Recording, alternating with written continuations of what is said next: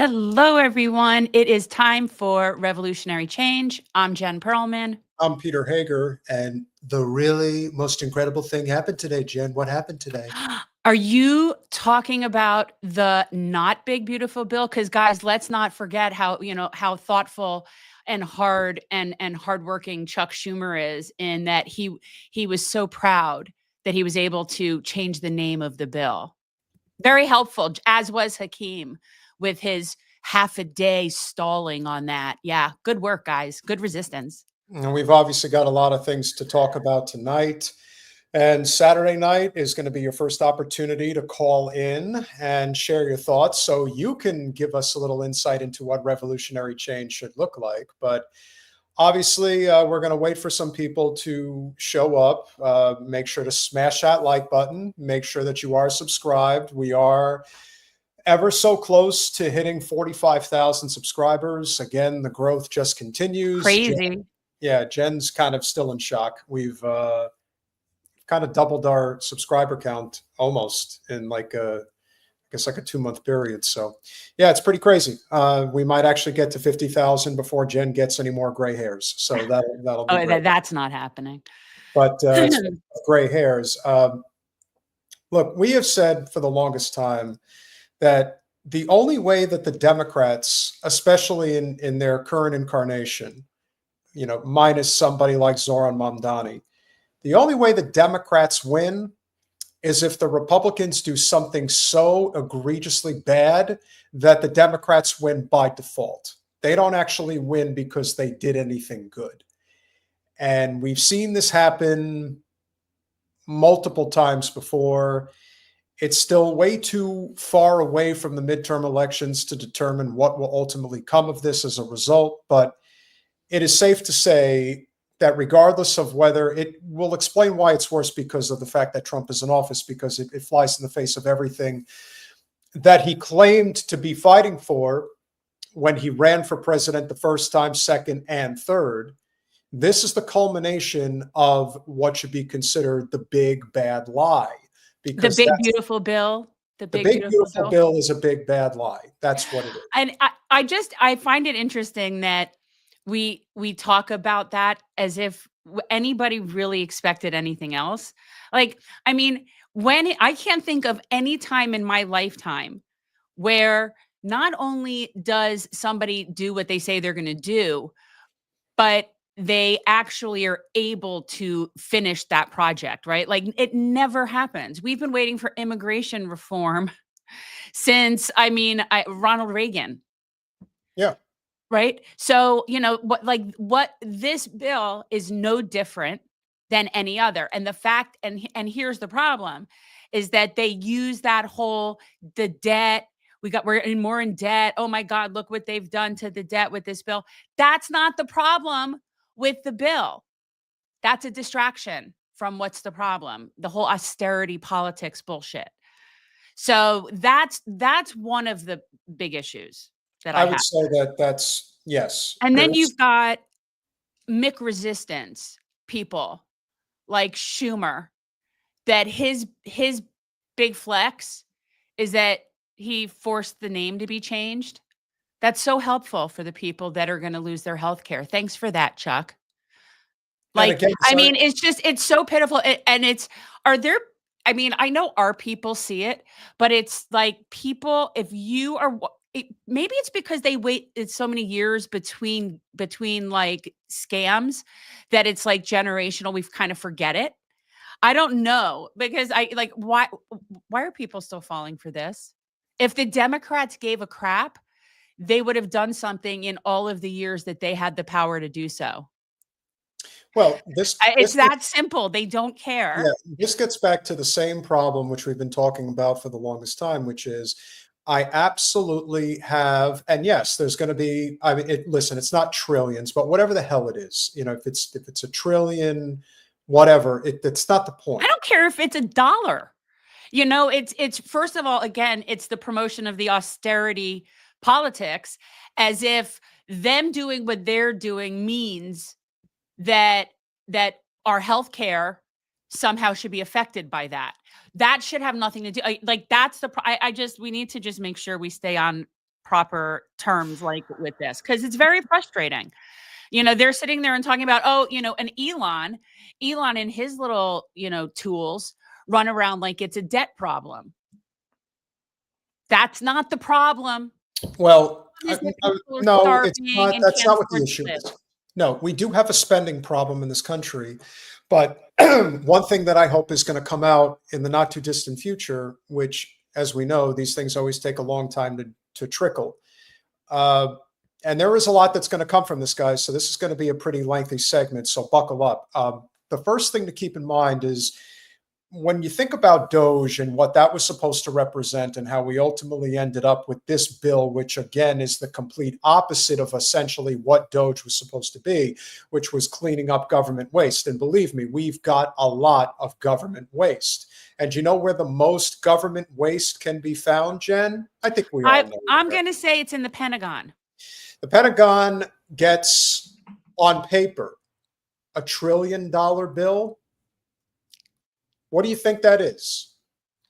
That's jobs that don't need to exist. So when people talk about an economy where we are not properly competing with China, there's a reason for that. It isn't because we need to compete with China militarily. It's because we need to be competing with China economically. And we're going to show you a quick. And for some reason, we believe that us putting the same amount of money into war that China puts into education will somehow land us on the top of that. Yeah. That's a special kind of stupid.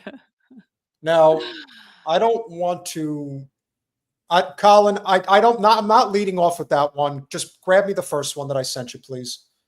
So Trump's bill did pass. Yep. 2 GOP voters voted no. Massie was one. I don't know who the other one was. I was going to ask you who was the other one. Yeah. Maybe it was, I doubt it was Marjorie, but if it was her, we would probably know it was her. Yeah, I probably would have heard it as well.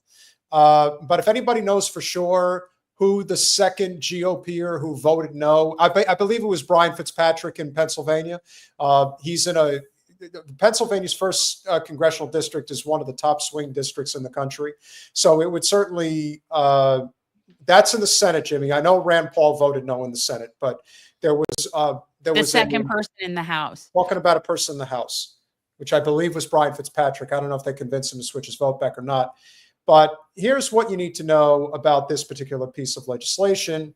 House Republicans just passed Trump's big, beautiful bill. Wait, no, Chucky the Shoe. I mean, he told him he changed the name. He said he changed the name. Well, that changes everything, doesn't it? Well, that was such a good effort for you fighting for us, Chuck. But yes, I thought he changed the name officially. Yeah, so Brian Fitzpatrick, who is in a very competitive district, which swings back and forth between Republican and Democrat, he decided that it was better to vote against this bill.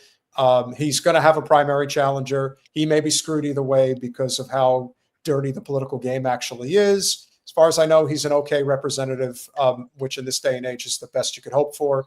Cuts $1 trillion from Medicaid. But as I've said, and as Jen has said many times before, what is the point of talking about Medicaid and cuts to Medicaid when we all know what the solution is? The solution is single-payer health care in which you would never have to worry about Medicare or Medicaid. That is the dirty little secret about what the Democrats are not going to fight for on your behalf. They will not even allow it to be brought to a floor vote, nor will they allow it to be forced as a vote, as the so-called squad decided to put the kibosh on that a few years back. Well, the point being is that Medicaid shouldn't need to even exist. That shouldn't be a thing. We don't, if everybody just had healthcare, from when you're born to when you die, you just get healthcare, and it includes all your body parts. It includes your teeth and your eyes and everything. I know it's crazy. But if we just had that, then these states wouldn't need to be playing this ridiculous game and have to be dealing with this. But yeah, Medicaid should just not even be a thing. In addition to that, evidently, because of the cuts, It is going to result in as many as 17 million people being kicked off of their health insurance. Well, that should be an indicator right there. Insurance. We should, again, that word should not exist.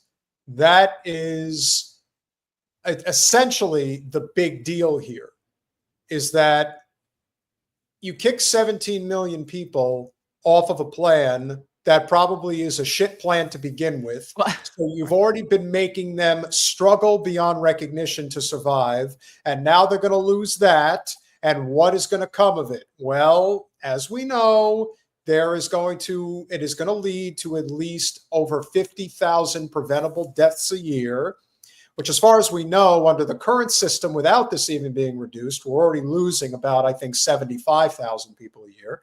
So now we'll bump it up to 125,000. Make no mistake, that's violence. That's violence. Everybody who voted for this is supporting violence against our people. That's what that is. That's violence. So, as just a news flash for when violence comes back to the people that are perpetrating this violence, don't be surprised. Don't be surprised. And again, I'm unarmed, but I'm just saying, it's like, this is violence and violence begets violence. So, yeah. Yes, austerity is violence, as Mr. Grumbine likes to say. Cut SNAP for hungry kids and families by 30%. That's violent. Seems like a cruel policy. Malnourishing children? Yeah, yes, I say so. Yeah, cruelty is the name of the game. And so force hundreds of rural hospitals to close. Now, here's the thing about this, because this, of course, I believe is probably coming from a Democrat, which proves that it's also a bunch of bullshit. The rural hospitals closing, the big reason that that's become a problem is because private equity has been able to sink their teeth into hospitals. And so by turning them into a for-profit commodity rather than a necessity, I still have to listen to, I don't even call them libertarians. I just call them ignorant fools, because at this point, when you hear somebody say, what does the government do well? Well, the government technically is responsible for hospitals. And it looks like we have gone into the business of let's make hospitals profitable for shareholders, of course, not for regular people. But again, playing God, as a lot of these guys like to do, is essentially what's happening here. They want to be able to make as much profit as humanly possible. And that's what this bill is really showing you. What the bill is essentially showing you is that there is no commodity that's off limits. Nothing. So I'm sitting here and looking at this list, and in my head, each one of these things is incredibly violent. And I really don't think people understand that. So forcing hundreds of rural hospitals to close. So that's the health equivalent of putting a Walmart in a place where that now is the only thing that can be there, and everyone's basically forced to work there, and there is nowhere else for them to get anything or work. But you do it with a profit hospital. And now people are, yeah. This is violent, all of this. And yeah, defund Planned Parenthood. And I am not a fan of Planned Parenthood. I am not a fan of Planned Parenthood. They're not my organization. The dirty little secret about Planned Parenthood is that is an organization that has worked tooth and nail to stop single payer health care from passing. This is the NGOs. However, their clinics serve a very important function that I know saves women. It does. I have a friend who would not have survived like teenagerhood had it not been for Planned Parenthood. So, I'm talking about what they do in terms of providing care, not what they do politically. Okay. So to defund them is violent. It's violent. Continue. Thomas Massie, of course, took this one, blow up the national debt by at least 3.3 trillion. Now, again, when we talk about, it's not about the debt that's the problem. The problem is the deficit. Now, why do we have a deficit spending problem? Because you have a certain amount of revenue, and then you have to tax a certain amount of income without actually creating inflation. As a result, you continue with these massive tax cuts for the rich. Where do you think the money's going to come from? It is going to come from the middle and working class. The poor can't afford shit, and the rich steal it all. And in the process, you have completely eliminated, essentially, the middle class in this country. That's what's happening. And this only makes it worse. It's not like we weren't heading in this path to begin with. We certainly were. But the intention here, which is, you would think at this point, if things are so bad and they're getting so much worse, how are we not heading? The trajectory screams that we're heading for a complete breakdown of our system. Oh, we're there. It's again, when you're spending more on killing people than you are on healing people, saving people, protecting people, you're failed. You're a failed state. You know what I mean? And the only reason that we haven't officially failed is because we have the most guns. Yeah. And so right now it's just might makes right until it can't anymore. And we're getting in that. We're watching the last grasp of that, because this is every single one of these things is a definition of just failed state. And all of these nations that are so-called the problems, they don't have this. They don't have this thing where they're just like kicking people off of healthcare and all this stuff. This is a joke. We're a joke. We just have the most weapons, so everyone bows. But they're starting not to. It's hard to not root for them. I do. You know what I love? I love seeing tweets like or messages in the chat like this that want to go after Massie because he moved the bill forward. It doesn't matter. There was nothing that was going to stop this from happening. That's the problem.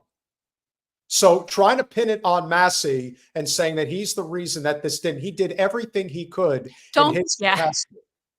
Don't pick on the one person who's really made a point about talking about this and taking so much crap from the president and really putting himself. I mean, this is the whole suck. Standing in a firing, like a circular firing squad. It's the same thing. It's the same stupid problem, and therein lies the issue here. Hey, Shirley, you don't like our channel? You can go elsewhere, because we're not here to bash Thomas Massie. No. And we call it what we just call it. We say, forget, it's not a tribal thing. You didn't finish this list, right? Blow up the national debt, right? So then reduce after-tax income for 60% of Americans, all while giving a 6-figure tax break to people making more than $3 million a year. Yeah, that makes sense. That makes sense. Let them eat cake. Keep it up. Keep flying, people. Again, this is just they are just waving like a red cloth in front of very angry bulls, and just keep doing it. Now, if you want to know one of the reasons why this bill ultimately ended up passing and shouldn't have passed, it's because, as Jen has said time and time again, we are running a hospice right now on Capitol Hill. Oh my God. And no more obvious could that be than, Colin, could you please pull up the message that I sent you? This is the reason why. This is why it's happening. Hey, everyone play nice in the chat. Everybody play nice in the chat. Don't make me get in there. Don't make me come back there. Jerry Connolly, who was sick. Raul Gravala, sick. Sylvester Turner, sick. All died in office, wouldn't step down. Jan Schlakowski, who I want to say is in Ohio, I believe. She's been in office for over a generation. She's 81 and apparently took a really nasty fall. Nancy Pelosi these people are just, they need to pass the baton. Yeah. And so what's amazing is that if these 3 Dems were still alive and they voted no, the bill would have failed. Now, maybe you could argue that something else would have happened. All right, we got to get rid of this dumbass. All right, that person's gone. Dead Democrats gave GOP the advantage. This goes all the way back to something like Ruth Bader Ginsburg, who decided not to step away, and everyone was giving, the shit libs gave everybody hell about saying, how dare you ask Ginsburg to step down?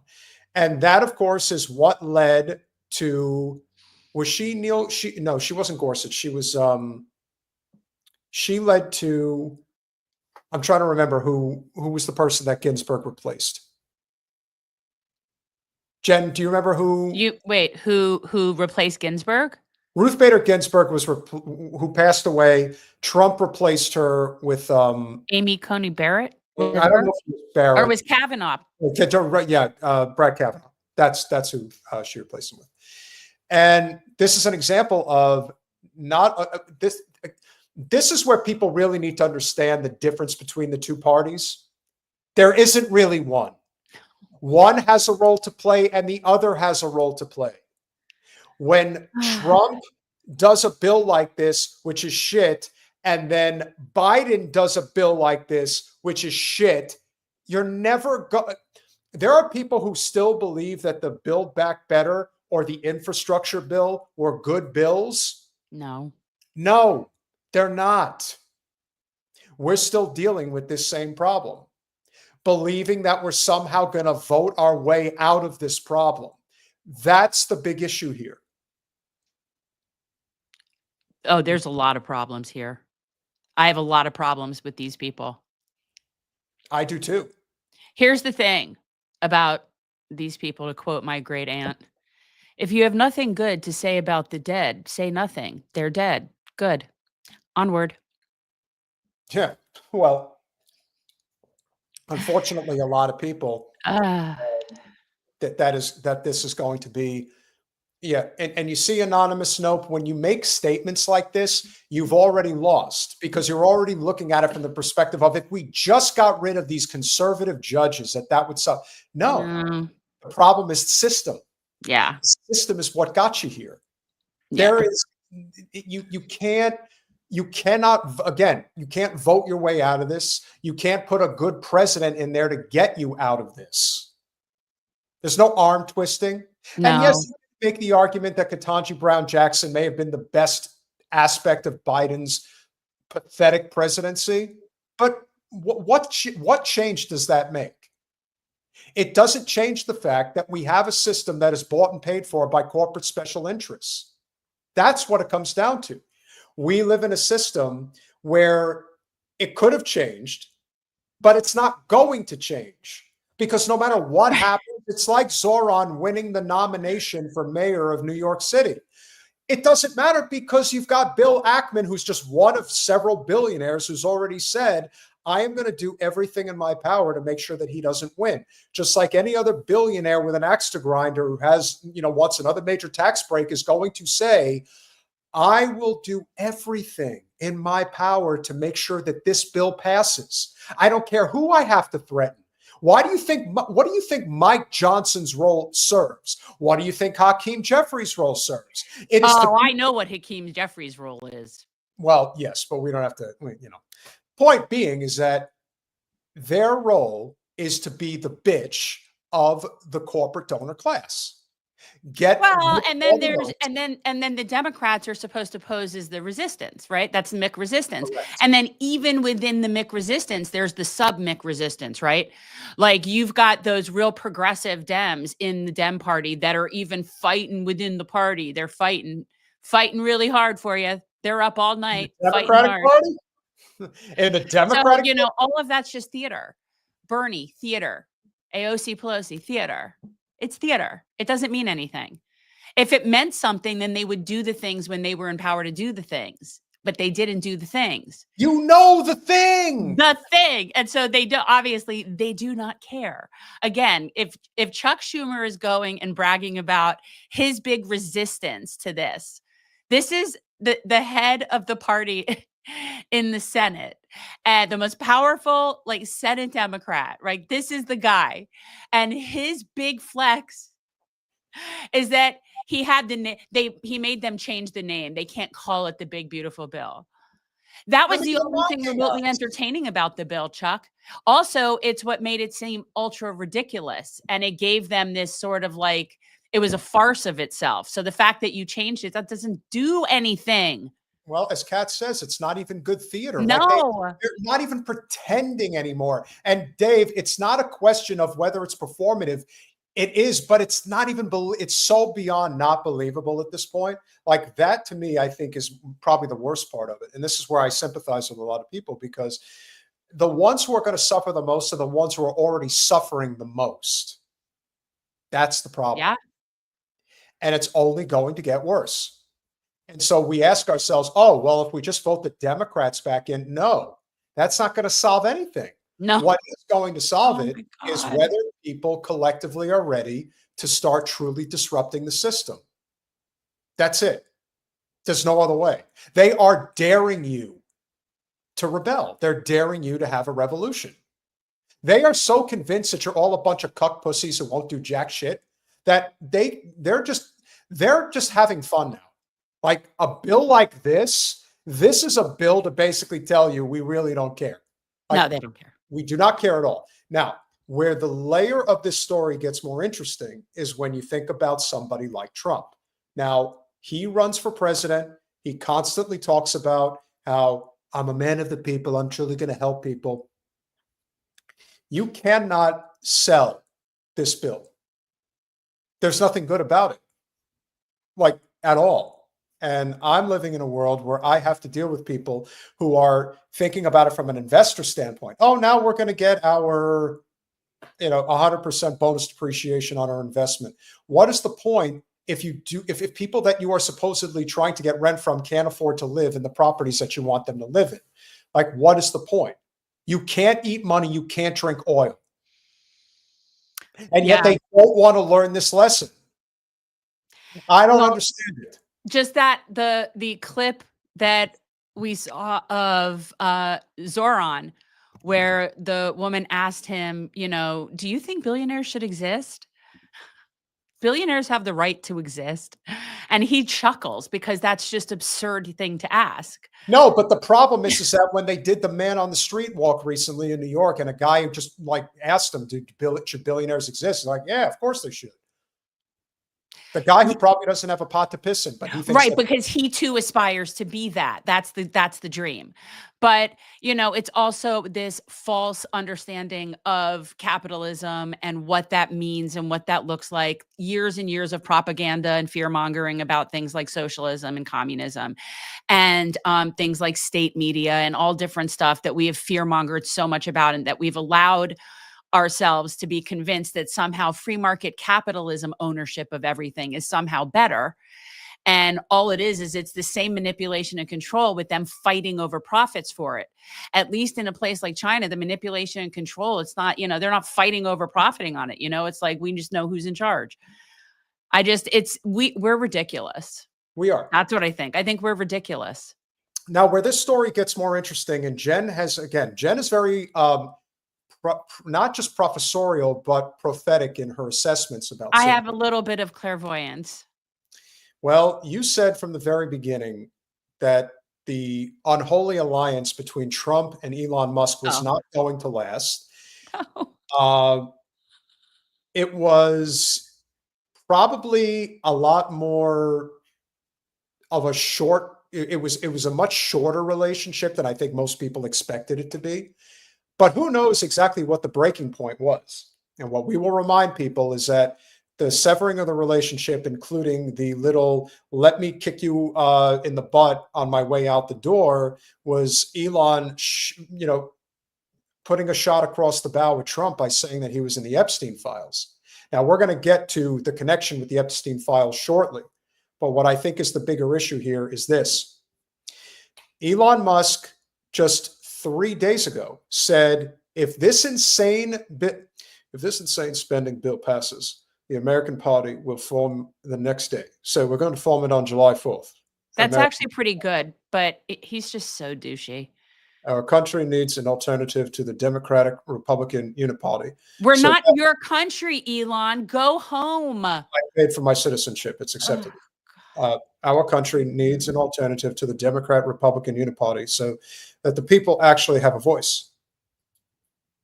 So, what is his intention? The intention of Mr. Musk, Lord Farquaad. Lord Farquaad. Although he is trying to kind of rectify his standing now. But Elon has made it very clear whether he starts another party or not, he intends to spend a lot of money primarying these the Republicans, or in this case, rhinos, if you will, that have completely destroyed the party. And by doing so, it's also still furthering the problem here that a billionaire can just arbitrarily decide, I'm going to completely take over the electoral process in America. I will spend tens of millions of dollars, or maybe $100. I mean, what's $100 million to him? Just like what was $100 million to Miriam Adelson to give to Trump. Look at what Bloomberg will do in New York. These people don't mind buying things. Yeah. Like it's just not going to keep working. Bloomberg gives Cuomo $10 million, basically $10 million in a primary in about a month and a half window. How much money do you think he's going to give Eric Adams to stop Zohran in the general election? $50 million? It's not at least whatever they think it'll take to put out as much crap about him as they can. But as I always say, there's this point of diminishing returns, right? Like you're not going to get more with more money. It's just not working anymore. That tactic is not working anymore, especially with someone who won't have any trouble raising enough money to be competitive. There's no they're just being ridiculous. But as far as Elon, I find, and I am not a nationalistic person in any way. Like I am not with that. But the idea that someone who's not from us comes to where we are and tells us what we should and shouldn't do is just annoying. It's just annoying, and can come in and just buy our space and it's just, yeah, it's every bit as annoying to me about Elon Musk doing it as it is about Israel doing it. You know, what you have are people that are not us dictating what we need to be doing. And basically our entire Congress, with very few exceptions, have hoarded themselves in this capacity. So it's just disgusting. But yeah, I think if anybody needs to be deported, it really should be him. And I think he should take his most ridiculous trucks with him. Elon Musk knew long before you know what I find interesting? He's very bad at punctuation. Elon Musk knew long before he so strongly endorsed me for president that I was strongly against the EV mandate. It is ridiculous and was always a major part of my campaign. Electric cars are fine, but not everyone should be forced to own one. I hate when that happens. Elon may get more subsidy than any human being in history by far, and without subsidies, Elon would probably have to close shop and head back home to South Africa. That's what I want. That's what I'm pushing for. Exactly. I don't. He needs to go home. Like ET, he needs to go home. Yeah. Elon would probably, so no more rocket launches, satellites, or electric car production, and our country would save a fortune. Perhaps we should have Doge take a good hard look at this. Big money to be saved. Now, it has been suggested, I don't know how accurate this is, but it has been suggested that the reason why Trump has not pulled his permits with the Pentagon is because Elon really does hold the ultimate Trump card, that he does have the Epstein files and that he will release them if he feels it's necessary. But I think I don't think that but it would be affecting him too. It's like that's the kill switch. Well, that's also the whole thing that we've always said about Wasserman Schultz, is that the reason why she was never properly taken out of power is because she effectively, as head of the DNC for over 5 years, has the kill switch, because she knows where all the bodies are buried. And it becomes this whole thing of, well, if I go down, you're all going down. Right. Now, I don't think Elon wants to go down, because I think he's implicated too.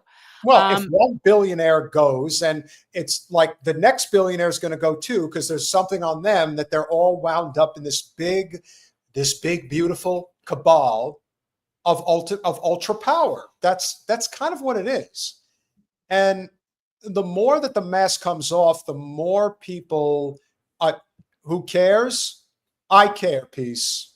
Well, we care in as much as it's controlling our entire existence. It seems to be holding everybody hostage that's in a power position in our country. So that's why I care. I mean, you know, whether or not Epstein was Epstein, whether or not I don't know. I don't know. I think in as much as it's in regard to Israel, that's where we care. That's where we care, because that's the link, or where it's connected to, you know, all sorts of things like human trafficking and stuff like that. That we care about those things. I don't care about whatever they've got on Trump, because I already know he's gross. Well, Trump is pretty gross. They're all gross. They're all so gross. But Trump is just particularly, just for a reminder to see the levels of grossness with which we're dealing. They're gross. These are disgusting people. And the funny thing is that I think Elon is the least gross of those men, and they're all gross. In what way? He's got like how many kids with how many women? I mean, he's got some sort of weird thing. Like he's like breeding. No, he's gross. I mean, I still say that he's gross. And people on that list, I still say Bill Gates is the worst. They're all bad. They're all bad. Well, there are the degrees Should of billionaires exist? Not those. Maybe there are some. I haven't met personally with the ones that we spend the majority of our time talking about. No, they shouldn't exist. Now, the reason why I think that this is all important, and why I think there is relevance to this, when somebody says, well, why do we care about the Epstein files? Why do we care about the fact that we have a billionaire class that dominates our society and is driving America back so far, right, that it's not just empire collapsing, it's people's ability to live dignified lives. This is becoming such an egregious problem. And this was brought up the other night. Well, shout out, of course, because how could you not shout him out every chance you get? Dave Chappelle has been so spot on about just about everything when it comes to social commentary. He was right when it came to George Floyd. He was right about NATO. He was right about Gaza. And now he is not holding back one iota when it comes to DJ Khaled, and the fact that this guy has decided that he is going to continue to remain silent over the genocide of his own people.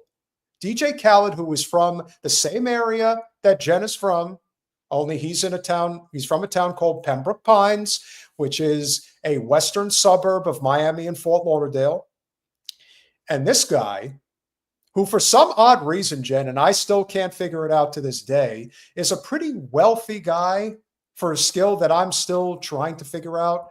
But yet he has a tremendous following, a huge following. And he could use his huge influence amongst millions of people to say free Palestine. And he has kept his mouth shut the entire time, pretending like it's not going on, claiming that he's not political. There is nothing political about a genocide. Zero. No, so then it's a combination of that. Obviously, he's living how he's living, and he's not willing to sacrifice any of his, existence for anybody. And the links between him and whatever was going on with Diddy. Ooh, I mean, and there is a lot of, please. There's a lot of connection, but I just want to say, Sabby did a really good deep dive on this. I told you, where she really went and did a whole deep dive into who owns the company and all of these things that were DJ Khaled was linked to. And it's all Zio. It's all completely Zio. He's their bitch. That's what it is. He's their bitch. And so if you want to go watch the deep dive, highly recommend. But Chappelle said, DJ Khaled, let me tell you something. For a Palestinian, this man is awfully quiet right now. And as a Palestinian, how could you be that quiet right now? And why are you so fat? Hey, Chappelle said that, not me. And he is a fat fuck. People are starving. He's the only fat Palestinian on earth right now. That's actually probably true. That's a dig. That's a dig. That's a good dig. Well, it's good. Because yeah, he's mocking him for being fat, but only in that his people are starving, right? It isn't that he'd be picking on him for being fat if there wasn't a genocide going on and people weren't being killed. Like that's not the issue. We had talked about this the other day at one of the very first Ramadan events that we went to. In what was that in 24? We met a whole bunch of people who were Palestinian because this was the Magluba Fest where there was the tasting contest. And I overheard people talking about DJ Khaled and they hate him. They hate him. I'm just saying, like, it seemed to be a vast consensus. I was just like listening to the conversation, but yeah. And they all know people who know people who know him, they all know who, like, it's not that there are not that many of them. They're a pretty small group. So yeah. And of course, Chappelle has been talking about this since right after October 7th, like Jen, calling it a genocide. And that's why we love Dave Chappelle. Not just because he's talented, of which I think he is the best stand-up comic, one of the greatest ever. He's just an incredibly aware social commentator. And he is the closest thing to George Carlin that we probably have. And so kudos to him for doing it, for saying what needed to be said, and no one else has. That's also the thing that's so tragic about this is that Chappelle is the only person, and talk about a person. Bill Burr. Bill Burr. But I'm talking about calling out DJ Khaled. Like he's the only one. And, Chappelle, for somebody who sits that high up to say it, you really have to look down upon other people who are just too gutless to do the right thing. But when somebody, here's the difference, right? This is how you can tell. If somebody has fuck you money, like Miss Rachel has fuck you money, Dave Chappelle has fuck you money. It doesn't matter. They don't rely on, at this point, they don't need the industry. The industry needs them, right? So the people with the if you've got fuck you money and you're still not saying anything, someone owns your ass. And it's most likely because you did something that you ought not have done. And honestly, because when you've got that level of money and you're still being controlled, it's not about the money. Perhaps this is the reason why. Yo, check this out. Puff Daddy's pulling up in a golf cart, and Timberland's like 7 minutes away. Puff will be pull up any second on the golf cart. As soon as he gets it, let me know. I'm gonna bring him in the store. Royal treatment. Better than red carpet. Hey, I'm on live right now, channel. So I pulled up. Hey, it's hard out there for a pimp. We the best stores. We open 7 days a week. 7 days. Let's go, Puff Daddy. Let's go. I love you, David. Let's go. Puff Daddy at the We the Best store. Yeah. That's right. Yeah. Who does this appeal to, Jen? Because as far as I can tell, it appeals to the lowest common denominators in society, as far as I can see. This is so outside of my, it's so not my genre. So let's say hypothetically that Diddy was like a great guy and everyone loved him and he was like a philanthropist and he was like the exact antithesis of what we see. I still wouldn't know his music. I wouldn't know anything about him or his business, his labels, I wouldn't. And that's the same for DJ Khaled. Don't know. Zero talent. Diddy. I'll take your word for it. But that's all separate from the issue to me. Like I don't like his music regardless. Sure. Mayhem. It's here, but it's open 24/7. 24/7. Let's go. We do it big. 305, baby. I got you, brother. Appreciate you. By the Never way, going to the 305 again, by the way. yeah, for those of you who really think you're missing anything in Miami, I can assure you you're not. It's the most disgusting city in the entire country. Don't go to the 305. Yeah, not worth it. Especially after a rain.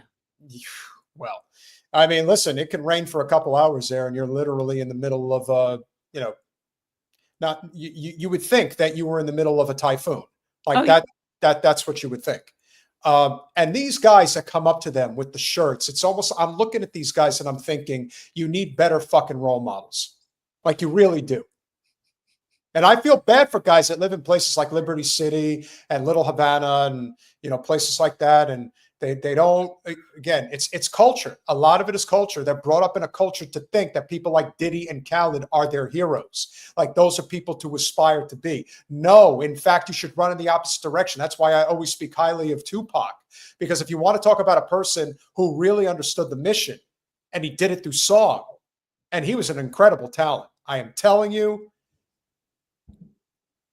whatever happened to him in Vegas. So this is just, how old is this clip? I want to say from like a couple of years ago, maybe.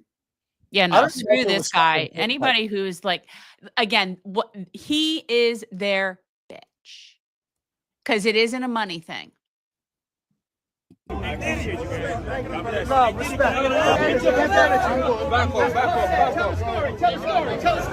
Tell a story. Boy, Puff in the building. You see Puff, right? What's up? You see it? Number one. Yeah. Another one. Another one. Yeah. But that's not all of it. We got one more for you.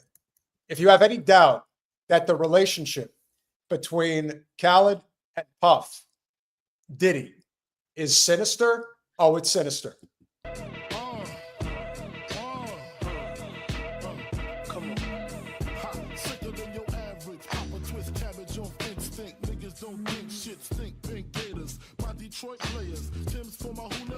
Tonight is DJ Khaled's birthday. Like one of the kindest people I know in the world, my brother. We just really spreading this love movement. I also want to reiterate this concept that you are who you associate with. Oh, yes. Like how much baby oil you think was at that party? You are who you associate with. And I'm not talking about people that once went to a party and maybe left before the crazy shit happened when maybe it was a normal party. There's a bazillion people that have been to a party at Diddy's house. But we know who we're talking about. We're talking about the people that go to the after party. We're talking about the people that are like frequent flyers. That's the problem. This guy's a frequent flyer. So you are who you associate with. We're gonna celebrate the man's life and legacy, and ain't no party like a Diddy party. So sit back and enjoy. Just remember, there ain't no party like a Diddy party, and he said. So we need to watch. We don't need to watch this whole thing. Shot, God damn it!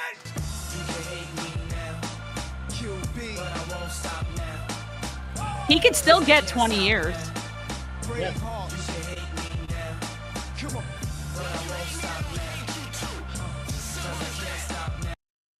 Here's all I could tell you. This is life of debauchery. It's not that impressive. People like to make it out that it is. But everybody who goes to places like that, for the most part, Debauchery? they're fake. And Debauchery. I mean, I'm not even averse to debauchery. I'm not averse to anything that involves consenting people. That's the thing. I don't give a shit what they do. Could not care less. It's the non-consenting part that's the problem. That's where that's the rub.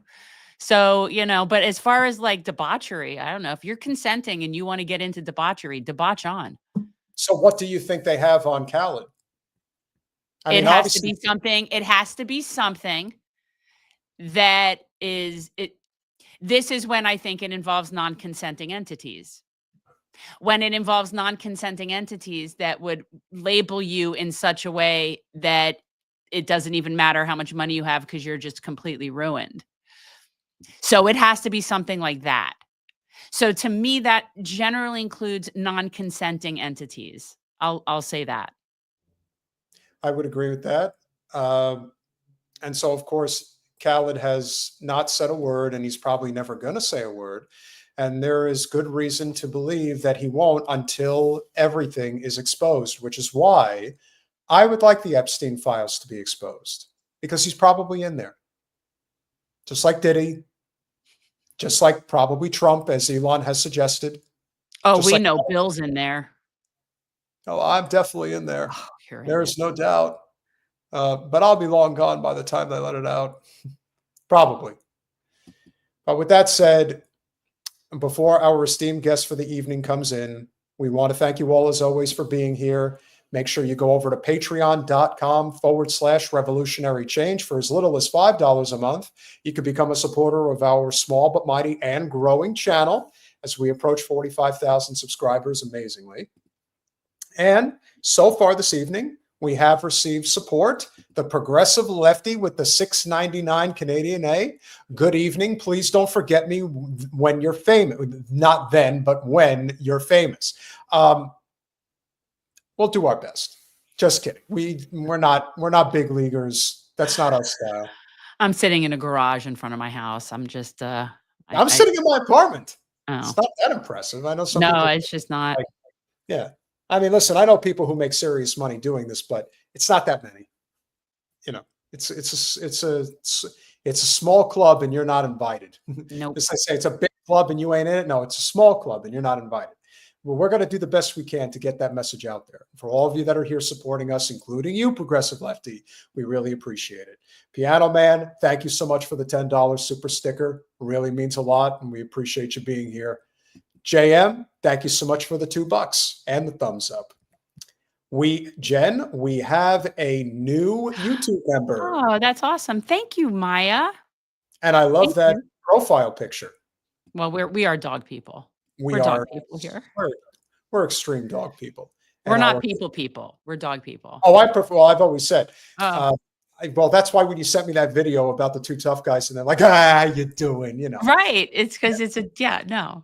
Hey, listen. I wish there was a way that I could hang out with bears. I love watching the bear videos that have.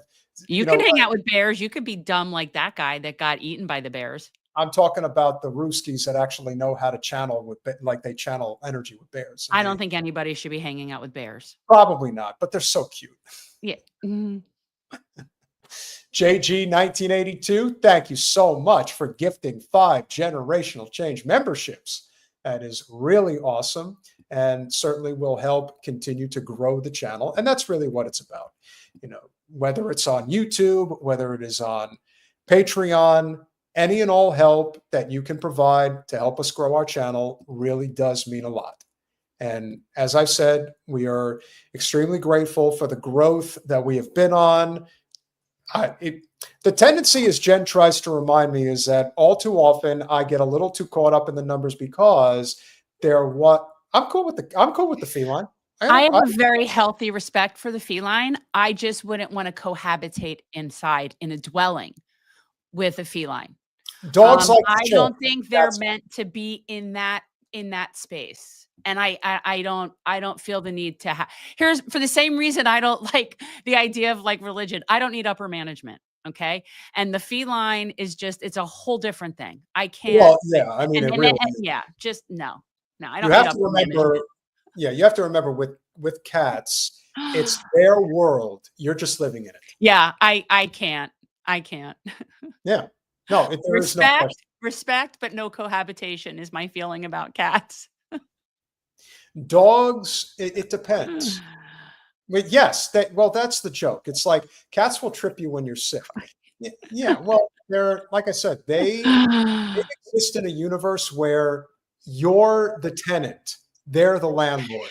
That's the problem. And I just don't think they're meant to be. I don't think they're meant to cohabitate with us. They're just not.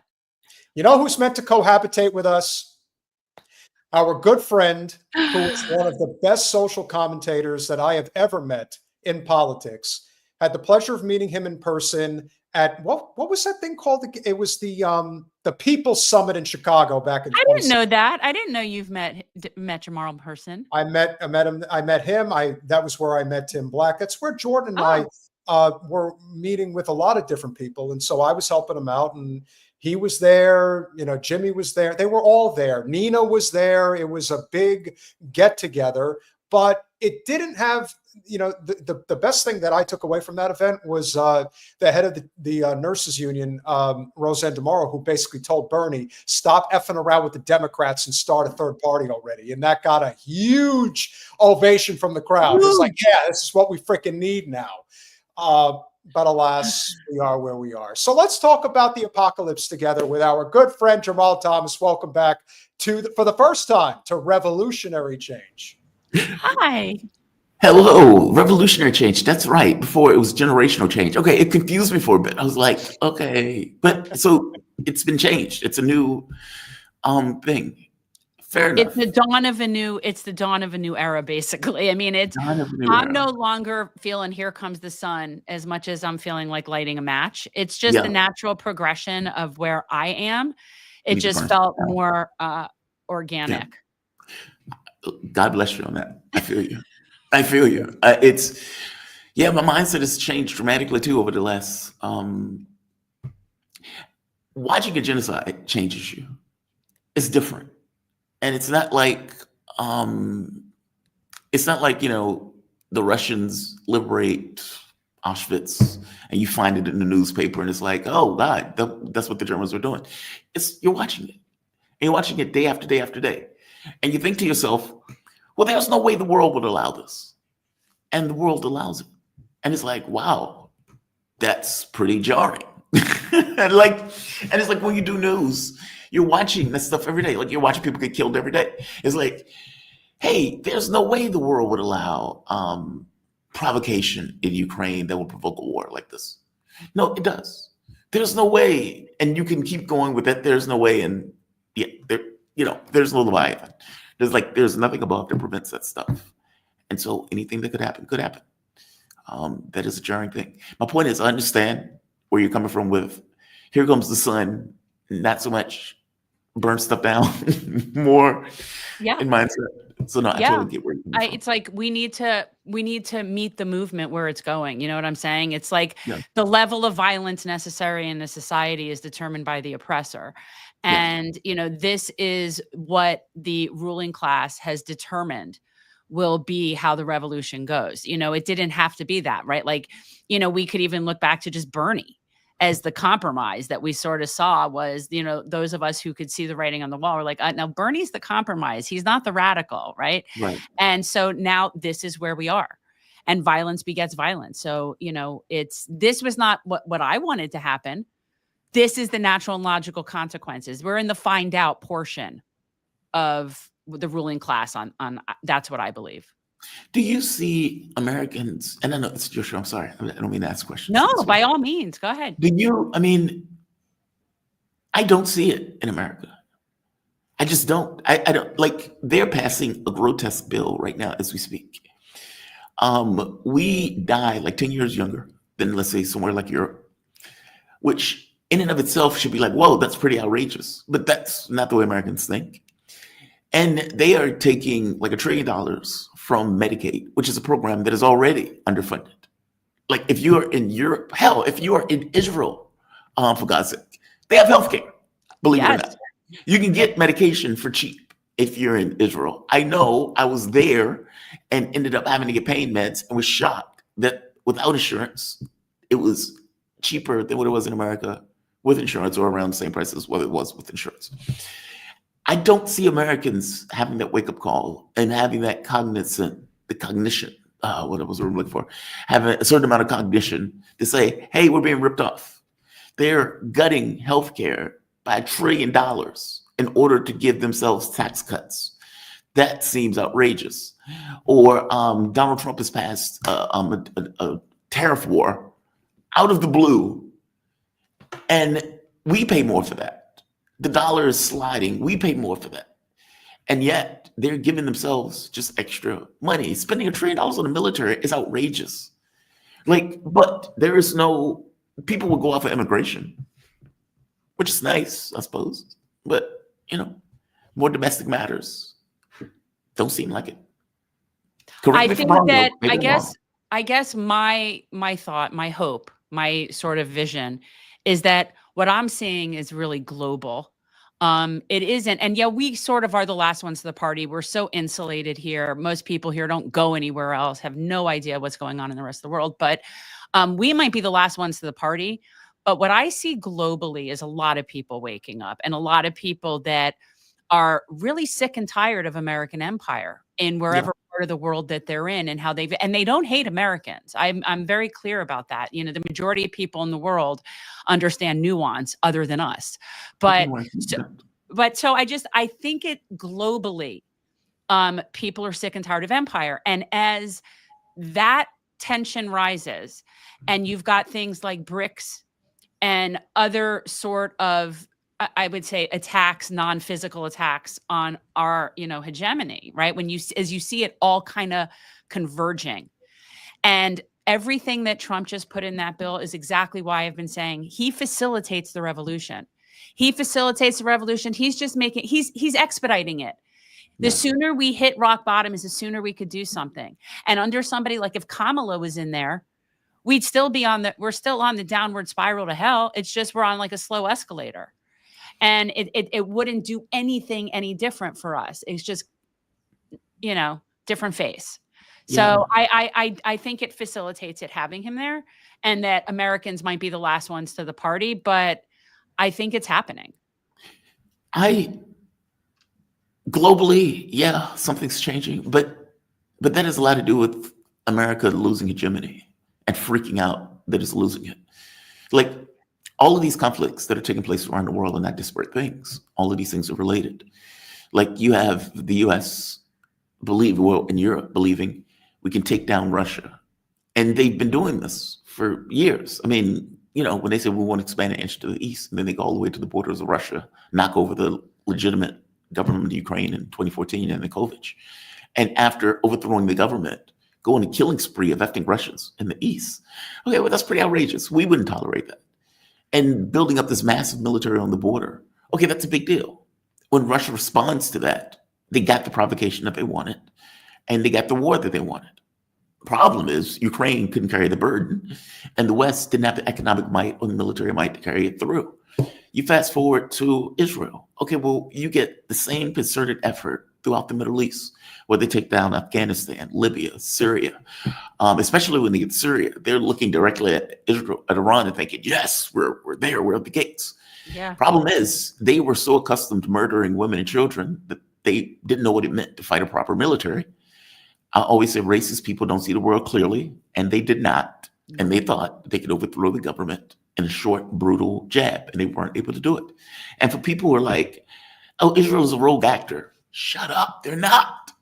All of this stuff is part of America's global project to retain hegemony. And even if you're looking at China, where they keep trying to pivot, they just haven't been able to get over to China. They've been trying to diversify resources. Basically, we want you to handle Russia. Israel, we want you to handle Iran. We will go and pivot to China. If you look at North Korea and South Korea, you had effectively an attempted overthrow of the South Korean government, which is just mind-blowing. Serbia right now, with the color revolution trying to take place, the color revolution that was trying to take place in Georgia, both of those are on the Russian border, or at the very least, Serbia is on the Russian border. Sorry, Georgia is on the Russian border.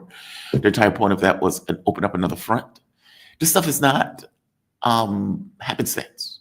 No, it has our stink all over it. Yes, it does. And I guess let's go on to your point. They know that the world is moving in a particular direction.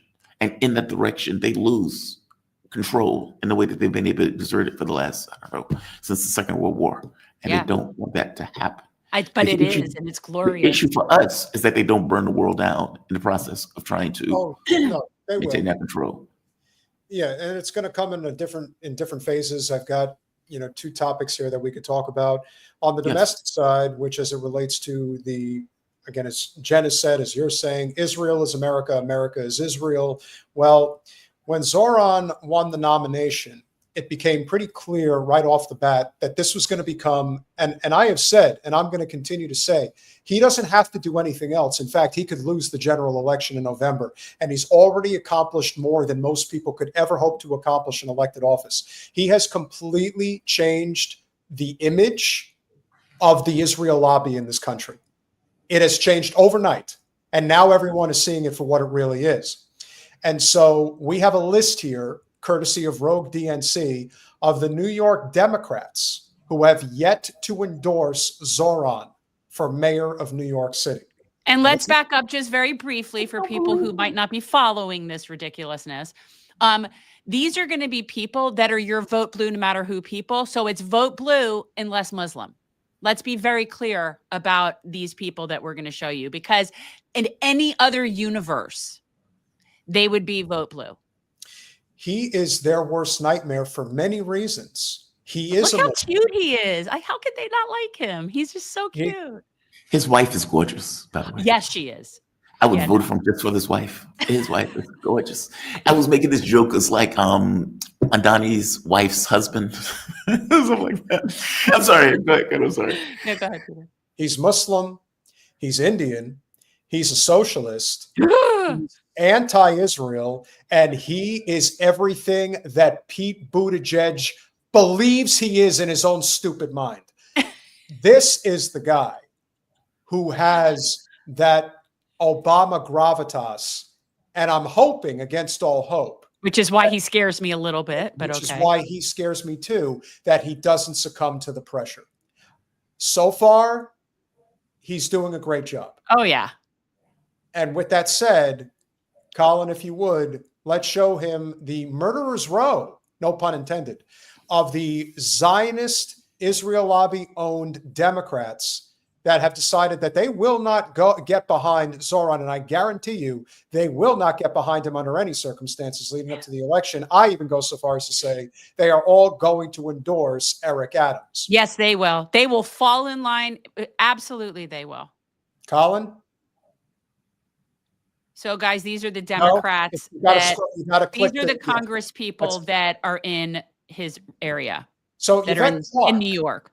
Yvette Clarke, who is supposedly a progressive, as some people like to point out, not when you're taking $100,000 from the Israel lobby. And of course, she has decided that she is not going to endorse Zohran under any circumstance. Shocking. Next one.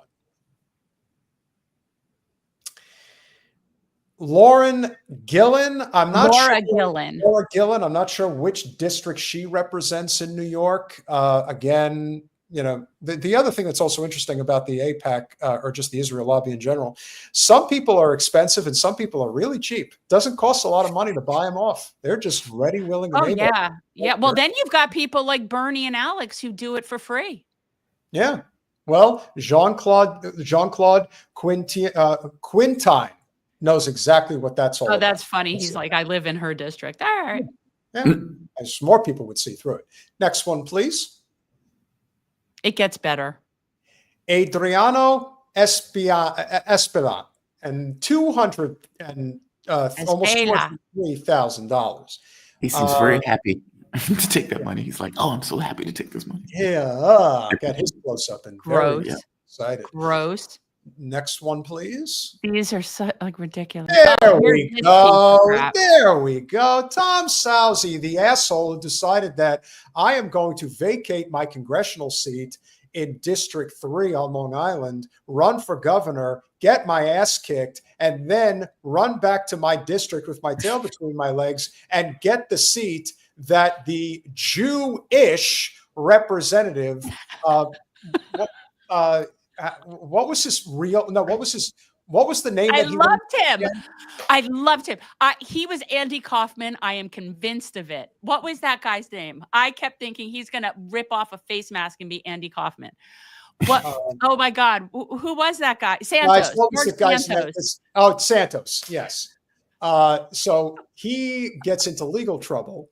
Yes. Gets out. George Santos gets out. But remember, George Santos is not his real name. It's something else. No, I'm telling you, the whole thing was a joke. So anyway, the best Jewish. That was the best. That was the best part.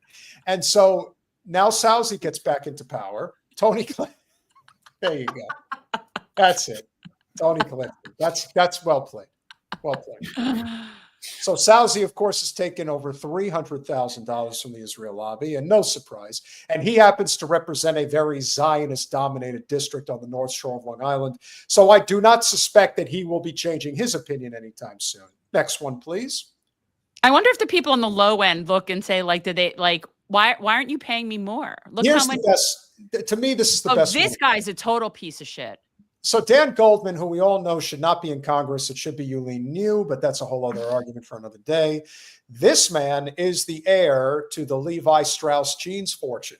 So he is a filthy rich mother effer and a very proud Zionist, to say the least. But I ask you, why would a guy that's as rich as him need to take almost $400,000 from the Israel lobby? I don't understand that thought process. Fantastic question. What does that serve? I don't know. Maybe, and again, I don't want to get into stereotypes here, Jen, but is that cheap that he has to take a lot of filthy money because he's filthy to begin with and just doesn't give a fuck? It's all gross. You're asking again. It's like how many angels can dance on the head of a pin? You know, I don't know. Like, How many I don't know. They're all gross. Indeed. All right. So F you, Dan Goldman. But he may get primaried by Brad Lander, and that would only be sweet. We're still working our way up to who is my least favorite person in the entire Congress. I know. Oh, let's keep going. I know.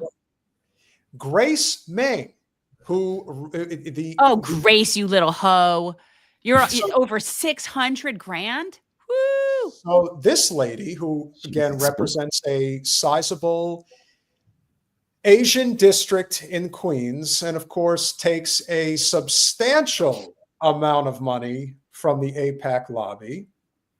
It's not even really, as far as I would imagine, it's not even an AIPAC, or even a pro-Israel dominated district. But for whatever reason, they feel that this is a necessary part of the job. So she's ready, willing, and able, baby. Keep going. Oh, boy. Gregory Meeks, man who has been in Congress longer than some of us have been alive, has decided that taking almost $700,000 from AIPAC is necessary, even though there's probably no way that he could lose his congressional seat unless he is leaving in a box, much like a lot of other people. And even then, well, they'll stuff his coffin with money to make sure that even in death, he supports Israel. So you got that going for you. Next one, Colin. And there you have it. It's funny. The image of Gillibrand here, it almost looks like you're looking at her 20 or 30 years into the future as like an old hospice person, because she's got that whole like drawn out face at this point. Do you see it, Jen? She's a bigot. Yeah. She's loathsome. Yeah, loathsome. Well, that's what happens when you take $1 million from AIPAC. You look like a soulless piece of shit. She is a soulless piece of shit. The way she spoke about Zohran, it's like that could be her final, like how, Elizabeth Warren, my final thing for Elizabeth Warren was really, calling Bernie a sexist, where it's like, she's just, this woman's disgusting. I never liked her, but she's really just unbelievably bigoted. And another person who was basically gifted a Senate seat. She didn't actually win that outright. No. So no surprise. Next one. There he is. There he is. There he is. There he is. The good news about Richie Torres is that he did say, now granted, we still have to get to the November election, but Richie Torres has said that he will not run for governor of New York if Zohran is the mayor of New York City. Now, that's probably smart thinking on his part, because if Zohran is the mayor, he has no chance. And Zohran will actively campaign against him in New York City. And if he can't win New York City, he can't win the governor's seat. So I would say that this guy, who's for quite some time has had pretty good political calculus up until now, and hopefully he's going to suffer electorally, politically, economically, and socially as a result. We're not even done yet, by the way, because there's still someone else, isn't there? Yes, there is. Actually, there's one more person on this list and this is just Democrats in New York, in the city, that are on the take. That doesn't include Democrats elsewhere. Doesn't include Republicans. Doesn't include. This is literally just Democrats in the New York City area that are all on the take for Israel. Who's next, Colin? There he is. There he is. Going on national TV saying, I don't know Zohran, so I won't support him. I didn't know that you had to really know the person. And the thing that was so glorious about this, Jamarl, is the fact that Jeffrey said that their districts do not cross over. They do. Yeah. And the areas that Zohran won for mayor that crossed over into Jeffrey's district, he won 68% of the vote. So his own people really want Zohran as the mayor. But we all know that that's not who these federal employees answer to. They answer to corporate special interests, and in this case, the Israel lobby. But there is a king above all the others. Let's get the glasses. These are just glasses for the computer. Mm-hmm. All right. Here we go. Go one more, please. There it is. There he is. I am going to change the name of the big, beautiful bill to the big, bad bill. And that's going to be my contribution. And so here we are asking ourselves, why can't we have nice things? Now, I agree with you that the American people, they're kind of in their own way. They don't want to fight. I understand that life beats you down and people really don't want to, they don't have the strength. There's too many things they're worrying about on a regular basis, how they're going to keep a roof over their head. That's the point. That's the whole point, right? But when it starts to get shoved in your face like this, you can't, Jen and I talked about this last night. No matter what happens from here on in, the Israel lobby is never, that cat's never getting put back in the bag again. It's just a question of when the dam breaks. And it is our job, whether it's us, whether it's you, whether it's Savvy, whoever, it is our job to stay relentless on this because people don't like this at all. In fact, they hate it. And they can see the scam. Once you see the scam, you can't unsee the scam. And that is why, in my opinion, the significance of Zohran's win has so little to do with what he'll be able to accomplish out of Gracie Mansion, of which I imagine will be very little. But just the fact that he did win, and he won with the weight of the world against him from this lobby, which is one of the 2 or 3 most powerful lobbies in this country, along with Big Pharma and Big Oil. And the fact that he was able to pull it off. And it's not over yet, because they're going to give $100 million to Eric Adams. They will. But maybe he still wins anyway. And wouldn't that be beautiful?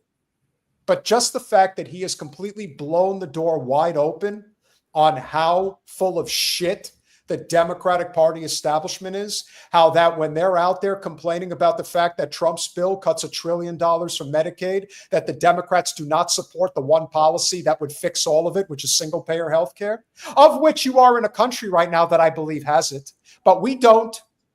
And these are all simple solutions as far as I can see. So what are your thoughts on this exposure of the hypocrisy that is the Democratic Party establishment and the Israel lobby? I feel like we've done this before, and I have no surprises with this. And I don't mean to be cynical about it, No. but let's be very honest. The entire party is trash. The party doesn't look this. It's almost like saying, did Donald Trump really believe in ending the wars? Well, no, he just said it to get from point A to point B. Did Donald Trump really believe that, I'm going to Medicare, Social Security, all of these things won't be touched? No, he was saying to get from point A to point B. I'm saying that shtick is the entirety of the Democratic Party. We believe in healthcare. We believe in advance. We don't believe those things. Anytime an actual candidate runs that is aggressively pushing those things, the party is against that candidate. Even if Mamdani or Zohran wasn't, let's say, Muslim, they would still be against him because he calls himself socialist. Yeah. So he had both of these things. When he's making a speech and he's saying we need to get our hands on the materials of production, that's a big deal. The Democrats don't believe that stuff. They are at best Republican light, and at best, in their minds, like, for example, anytime you've had Trump come into office, he passed a grotesque tax cut. Did they really change anything when Trump got out of office? No. They just stood still. Trump comes in and does more grotesque stuff, And I would wager to you the next Democrat is not going to change anything either. They're just standing still, meaning we're inexorably going in a particular direction with both political parties being, let's say, in the car to drive us in that road to hell. So no, they never believed those things. They never were real on those things. And the thing that is glaring, especially when Sanders ran, was the degree to which the hatred that was leveled at him more so than the Republicans. If you remember Chris Matthews making that comment, maybe it's better for Trump to win than Sanders because Sanders is going to take the party for a generation. Okay, yeah, that was their point of view. It is better off for the lefty to lose. All of this talk about blue no matter who is a con. All of this talk about we're in it together, that if you guys were in the lead, we'd back you, all of that's nonsense. It is zero sum.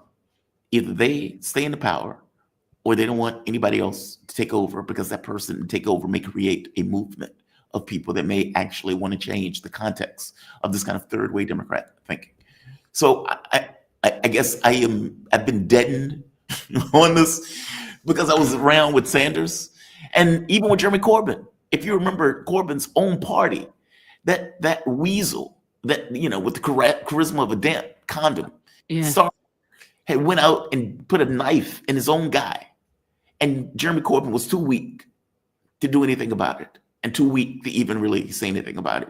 Same like Sanders, too weak to do anything about the fact that his party was putting a knife in him. And my fear for Zohran is he weak in that way? Meaning, I know you guys don't think that he would advertise or push for another Democrat to take over. He may do that. He may do that. I don't know. I reserve all judgment about if he turns out to be another AOC or whatever. I have no thing. But the only thing that I do think is different with him is that it's a mayor seat versus a legislative seat where you're one of how many people.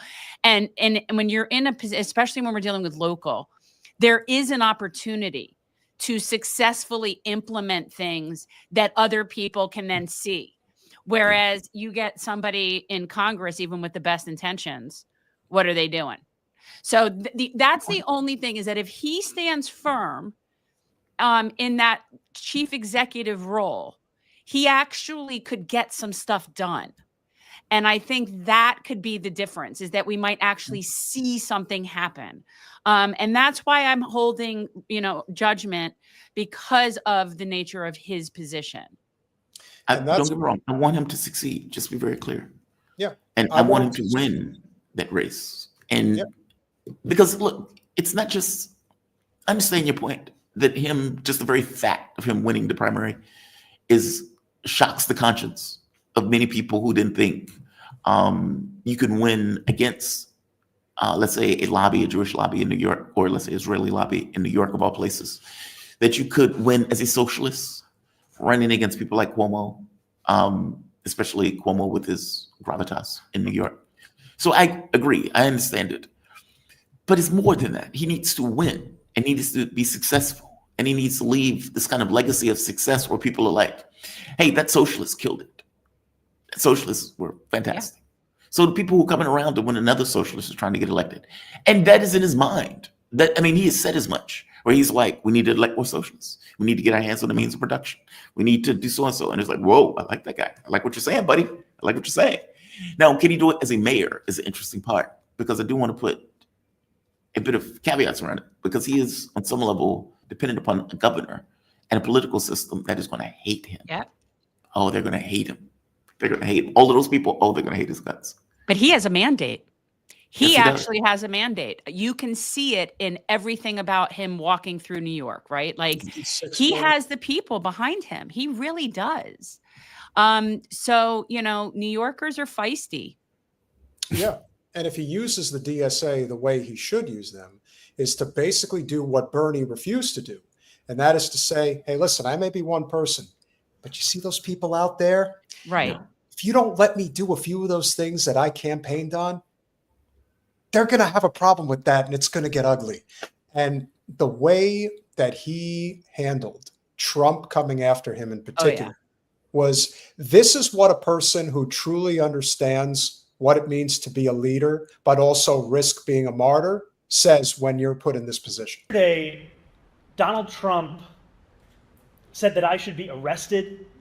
He said that I should be deported. He said that I should be denaturalized. And he said those things about me, someone who stands to be the first immigrant mayor of this city in generations, someone who would also be the first Muslim and the first South Asian mayor in this city's history.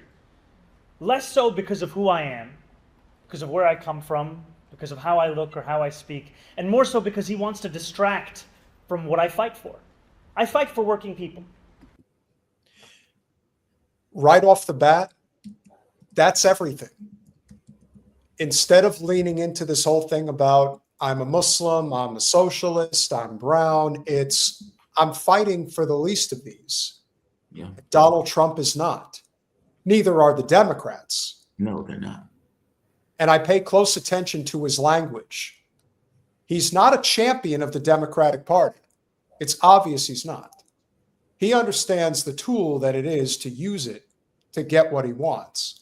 But if he uses the Democratic Party in order to get a government-owned grocery store in each of the 5 boroughs, if he's able to get either reduced fare or maybe like a free, free commuter days of busing or using the subway in New York, if he's able to do something legitimately about rent control, then yeah, that's going to be a victory within itself. Yes. But the next step, before people get their panties in a freaking bunch about AOC, which they're already doing, about how now she's going to run for president or senate or some shit, it's like, no, you need to find the other Zohrans of this country to run for local office where the actual change happens. That's where it happens. It's not going to happen on Capitol Hill. It's going to happen in your own backyard. This is part of what that whole revolutionary change is going to look like. It's going to look like people like him. And it doesn't have to be him. It doesn't have to be a Muslim socialist Indian. That shit doesn't mean anything. What matters is, do we have actual leaders? If only he were gay. You almost had all the boxes checked, guys. You almost had them all checked. But with all kidding aside, the way he's speaking and the things that he is proposing, that'll sell in almost every single city in America. Period. Yeah. It's the I economy. fight for the very It is the economy, stupid. people that have been priced out of this city. And I fight for the same people that he said he was fighting for. This is the same president who ran on a campaign of cheaper groceries, who ran on a campaign about easing a suffocating cost of living crisis. And ultimately, it is easier for him to fan the flames of division than to acknowledge the ways in which he has betrayed those working class Americans.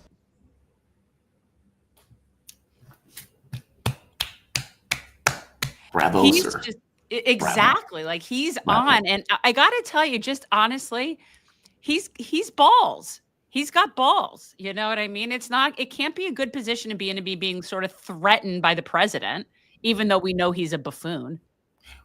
Well, I mean, this is what people wanted when Sanders. This is why people wanted Sanders versus Trump race, right? Yeah, Like, because in their mind, you have the fake populist going up against the real populist, exactly. as opposed to a fake populist going up against the most establishment candidate in the history of candidates, making him look more legitimate than what he really is. That argumentation is kryptonite to Trump. There is nobody in the federal system that has that argumentation of any stature in any real terms. Meaning, he's right in what he's saying. When Trump comes with this everyman shtick, this blue-collar billionaire, and it's like, yeah, man, we're going to increase jobs, and we're going to do this, we're going to do that. And then he comes in as a tariff war. Okay, dude, nobody voted for that. You've increased everybody's expenses right off the bat. You've lowered the value of the dollar, which means everybody pays more. You're going to provoke recession. There's that, which is effectively going to be stagnation. Like, these are things that you're doing that are damaging the very people you came in saying that you were going to do something positive about. Nobody voted for Trump to increase the military budget to $1 trillion when we're not even in any large-scale war or for that matter, as you point out, it is very difficult for the American public to countenance a genocide taking place with 80% of it being paid by us. And then reports come out of our mercenaries shooting, almost joy shooting, Palestinians, just hungry people because they can. Like, this is under Trump. This is not under anybody else. And so you have to take some responsibility for that. And so when you have him going after somebody who is a real populist and points out, my record is fighting for the working class, I am going to do what you said you were going to do and you did not do. That's strong. And that's I agree with you. That's strong anywhere. Like put that in Iowa, that would be a strong message. I agree. It's just very few people make that message in real terms. One of our great supporters of our channel, Dave Hunter, who lives in New York City. Again, $1 for a lemon. A lemon should be a quarter, 30 cents. You know, these are just, that's just one particular item. By the way, Ted Rall pays like $5,000 a month for rent. I couldn't believe it. And he's saying that's not abnormal in New York. That's insane. No. And I'm in commercial real estate. I see it all the time. And I can tell you point blank, the reason why we have the problems that we have, greed. That's all it is. There's not a magic formula here.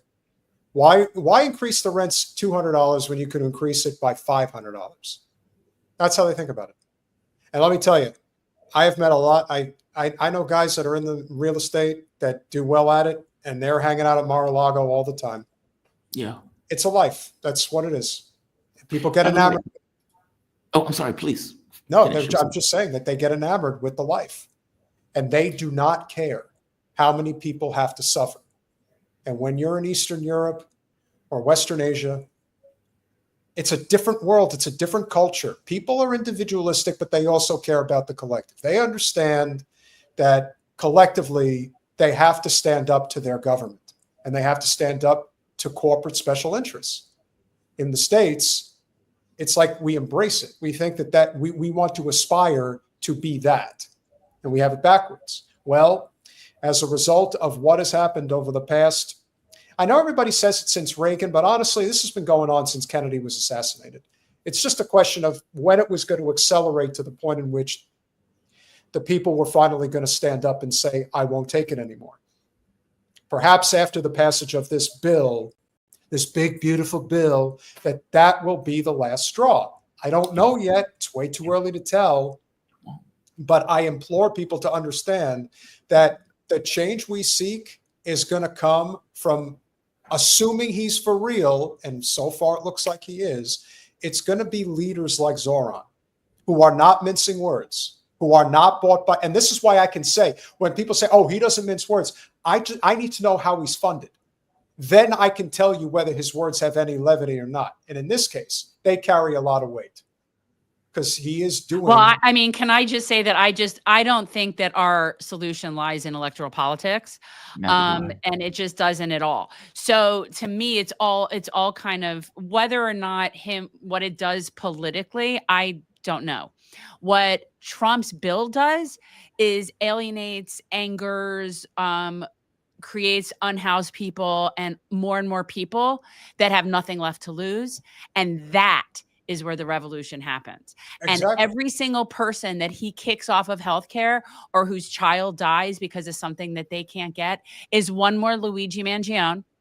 And eventually that's how this goes. Again, violence begets violence. When you take things away from people like healthcare, that's violence. So all of these people are now more and more people with nothing to lose. It's not going to happen because of an election. It's going to happen because people just start losing their shit. Yeah. Yes. I mean, I just don't know if the bill is the trigger. I don't think it is. Oh, no. It's just more people. Right. It just keeps adding to, I just keep saying, like, fly, Icarus, fly. You know, because it's just adding to this pile that inevitably it's going to flip. I think because people aren't having it. Bad enough where the energy to change it is less than energy to keep going. Yeah. One of the first things that you're going to see is people are just going to stop paying their bills. That's going to be one of the things that's going to happen. People that are living in absolute shit conditions, they're just not going to pay. And what are you going to do? You're going to evict 10 million people from their homes? Something's going to give. And as we saw, it's the rule of 3%. If it only took 3% of the Nazi party to take over the country of Germany, well, then it's probably 3% of the American population, about 10 million people, that it's going to take in order to get them to really make a substantial change. And I think that that's where we're headed. One can hope. Yeah, I hope.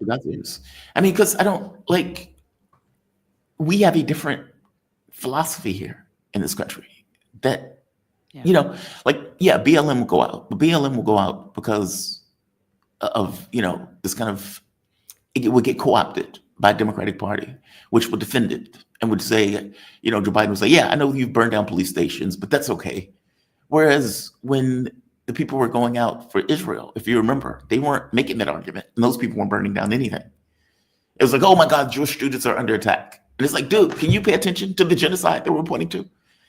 You didn't get that level of political support. The immigration thing, again, you had Democrats, because this is a Democrat issue. If you notice, though, all of these issues eschew any notion of financial, you know, conduct. Meaning, yes, we will support the BLM thing because it's racial, that's identity. And we'll support the immigration thing, that's racial, that's identity. But if you get to the means of production, the real brass tacks of, do I have enough money to pay for my house? Do I have enough money to pay for my kid? Do I have money to pay for my healthcare? Do I have money to live intact? Am I being, let's say, raped by a corporate system and a political system that seems to cater directly to people with means as opposed to, you know, the individual or the country? Okay, they don't want to touch that. Like that is a 10-foot pole issue for both political parties. So I agree with you that some spark will have to hit where that becomes an issue. Americans don't, and I know I'm saying this, and I don't mean to be brutal about it. If this was France, they would have burned the shit down to the ground. Yes. They would have, like, they spent, what, 2 years for the Yellow Vest movement? And the government was giving them stuff to try to bring the public around, say, hey, okay, we gave you this, we gave you that, we gave you that. We need you to, you know, stop doing this. Basically, they were trying to drain support because you had so many people in the streets and supporting you, like 70-80% of the population backing them in that. Meaning you would get protests like that in certain countries that have this kind of, I don't know, revolutionary fervor, this sense of self that is like, I shouldn't be below this point. But Americans, in our minds, it's, well, those are handouts. I think that's what's shifting. But I think that's what's shifting. And I think that part of what's pushing that, and even though a lot of these people might have different motives than me, the people that are the America first. So when you now see people that are traditionally the right people, not correct people, the right people, being upset about our money and our resources being sent to Israel instead of being here, now you've angered the other side in a way that you haven't really angered them before. And so now, even though we wouldn't agree with them on a ton of stuff, they realize that we're fighting the same enemy. So this is where I think there's an opportunity for this to be a nonpartisan situation, because you have really angered a lot of the libertarian right, you know, even a lot of the MAGA people that were MAGA that are not with it anymore. Yeah, so, yeah, I mean, I just think it's a bigger range of people that are just that are waking up. And I think that only serves to help us. I hope so. Not just in this city, but across this country. And the ways in which he continues to betray them. Because we know that he would rather speak about me than speak about the legislation that he is shepherding through Washington, D.C. Legislation that will quite literally take healthcare away from Americans. Legislation that will steal food from the hungry. Legislation that looks to build upon one of the largest transfers of wealth we've seen in recent history in his first administration, and do it once again for the very Americans who already have enough.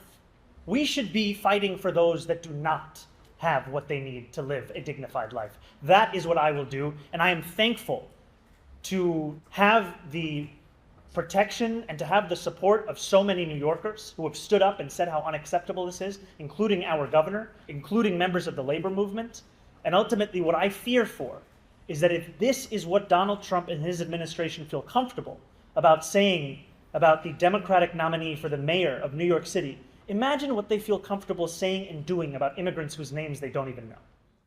See, that's just like, that's a mic drop right there. And Yeah. he handled that so well. He didn't like, he nailed it. Trump is going to provoke a civil war. Trump is going to provoke a civil war. Like, you can't, it is very weird for a president who doesn't have arresting abilities, by the way, to be like, yeah, we're going to give her to the guy's citizenship and we're going to kick him out the country. Okay, what is this crime? I just don't like him. And then he looks at Puff Daddy, it's like, yeah, I think I might give Puff Daddy a pardon.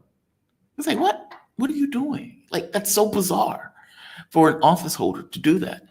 I'm going to send people to El Salvador, and then to take the next step of saying, I'm going to strip Americans of citizenship and find and put them in different cages and prisons and whatnot.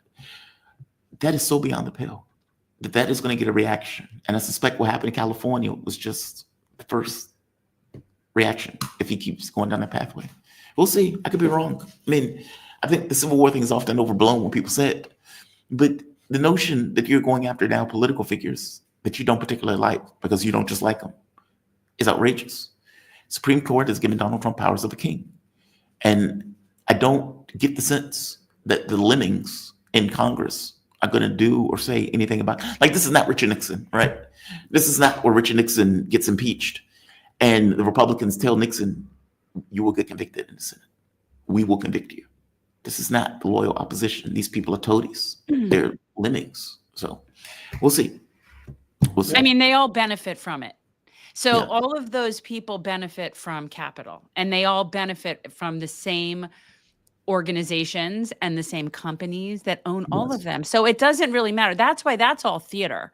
You know, that doesn't meet like what those people are. That's just theater. The trajectory, like you said, it's been the same. The trajectory of capitalism has been the same regardless of who's been sitting in the Oval Office. That's really, it hasn't been that relevant. We are headed towards the implosion of capitalism and American empire. And it doesn't matter who you elect to sit in that office. And that is a great transitional point to the other point, a topic that I thought was crucial for us to address this evening, since you are a lot closer to China than we are, based on geography. But I think that this speaks. No, you're going to call them out for being like funded by the Chinese Communist Party. Like they go after. Hey, we're catching that shit too. You see I've gotten no money from the Chinese, from any of China. Did you see them go after Code Pink, Medea, and the Code Pink, telling all the Congress people that are constantly accusing them of That taking Democratic, their money from China? the Democratic senator from Really? Illinois who's in the wheelchair, Tammy, but not Tammy Baldwin. Was that Duckworth? Tammy Duckworth, saying that you're funded by China. I'm like, they're all the same. These people are all the same. Really? Every last one of them. Oh, yeah. Just like, you know, freaking Ted Cruz saying that, oh, you're a Russian asset. It's like they all have a role to play. It's all the same bullshit. Yeah, they use that, and yet they get all of that money from Israel, which is mind blowing. Like, isn't that You're what an anti-Semite, Jamal? You're being an anti-Semite now. Fuck those people. I don't care about that stuff. Like, the reality of it is, no, I'm serious. Look, this I permanent don't victim either. nonsense as you're committing a genocide is outrageous to me. And it has no, you know, they have taken on, I've called them Nazis. They've taken on and donned the theme of Nazis. And when you get that Israeli soldier that come on, who's like, I felt like I was a Nazi and they were the Jew. It was like, yeah, dude, yes. You are gang raping people with a society that approves it. That meaning when the society saw them rape the guy in prison, and you get the majority of the society saying, fair game, they should be able to do that. Okay, that's pretty mind-blowing for a society to agree of rape. That is breathtaking. Or, I mean, we can go down the list on that stuff. It's not as if they disagree with the murder of all of these people. No. And many of them would say that all of them are guilty, even the babies. That baby is going to grow up at some point, so you might as well kill the baby now. That's the way they think. The majority of the country thinks that way. You may get a small minority that say, hey, I think we might be going too far. But even the too far thing, right, is pretty outrageous, because what do you mean by too far? You have murdered 400,000 people on the low end. Yeah. You are putting people in camps where they are starving. Have you seen the videos of the starving people look like they're crawling on one another? And then they're shooting into the crowds just for shits and giggles. Okay, that's a society that is fundamentally sick. And the notion that Ted Cruz would defend that, Rubio would defend that, Trump will defend that. Any rando Democrat will defend that. It's outrageous.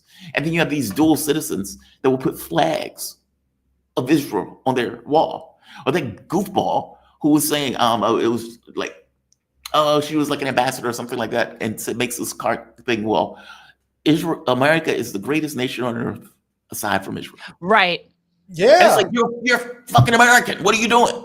Like, this stuff reeks as anti-American to me in a way that is grotesque. And again, you would think that the American public would be like, hey, you guys are wilding out on this Israel stuff. What's wrong with you? We're supposed to be A lot of people Well, are. they are. That's the Fair change. enough. That's what the change is in the air. Especially being outside the country and probably not getting the same amount in your newsfeed as we're That's getting. true. I can assure you, and this is coming from, we have, I live in one of the reddest parts of America. I live in the Florida Panhandle. And I can assure you that while they're very pro-Trump and pro-America, America first, the consensus that they support Israel, that is only amongst two segments of the population. It is amongst the affluent Jews, and it is amongst the Christian Zionists. Yeah. Now, unfortunately, there are a shitload of Christian Zionists in this country, and there are a shitload of wealthy, affluent Jews. And as a result, they make it seem like that's what the consensus of the country is when it comes to this crucial issue. It isn't. It isn't. Well, I've seen the polling on it that says the majority of people disagree with the policy. Of course. But and again, disagreeing with the policy is different. But than having Jamal, political we live in a country where as much as 80% of the population, that is, and completely ill-informed, mind you, but as much as 80% of the population, not one party or the other are combined, 80% of the population, 4 out of 5 Americans, believes that we should have a single-payer healthcare system. And they are fed propaganda after propaganda, day in, day out, every day of their lives. We can't afford it. It's shit. It's communism. And they still think, you know what, it's probably a good idea. So imagine what it would be like if the average American had the truth about single-payer healthcare, which is essentially a free market system in which the best doctors can make the most money and everybody's ability to get basic health coverage is guaranteed. You are eliminating the for-profit middlemen in between you and your doctor. That's it. And if everyone knew that and understood that, which would be, if you're a libertarian, how in the hell are you not from the rooftop screaming we need a single-payer healthcare system? There is no more fiscally responsible way to run healthcare than single-payer. So to me, it is on us. Yeah, you preach to the choir. Yeah. I mean, we died 10 years younger than Europe. Well, listen, it's gratifying that we have live streams now that get to 200 or even 300 live viewers. I've seen you've been getting 1,000 live viewers. It is our job to get these messages out there. It's critical. 5,000. Yeah. At my high point, I ain't proud of that. I ain't proud of that number. Awesome. That was during the war, though. That was during the war. It's like 1,000 a day. But Yeah. That's still big. It's still amazing. And that's why it's channels like ours. And again, I'm not being biased here. I care about the message. I don't like seeing other channels, however they identify politically. They could be conservative, they could be progressive, and we know who they are. We don't have to name them, but their shows are basically TMZ. It's not real news. They're not concerned about whether we make this substantive change that we're trying to make. The reason I bring up China is because when we think about the real problem that we have with China, it's two things. The first one is they spend as much on education as we spend on our military. Yeah. That's why you have videos all over TikTok of these 6-year-olds who basically know home economics, who know exactly how to run a kitchen at 6 years old. And what the hell do we know how to do at 6? Swing a T-ball bat? That's about it. That's how far behind we are. And they want to block that from American viewpoint. But why block it? What we should be doing is competing with China. But instead, credit to Jen First, who sent this to me earlier this afternoon. Guy's name is Jintas Tuska, clearly not from this country.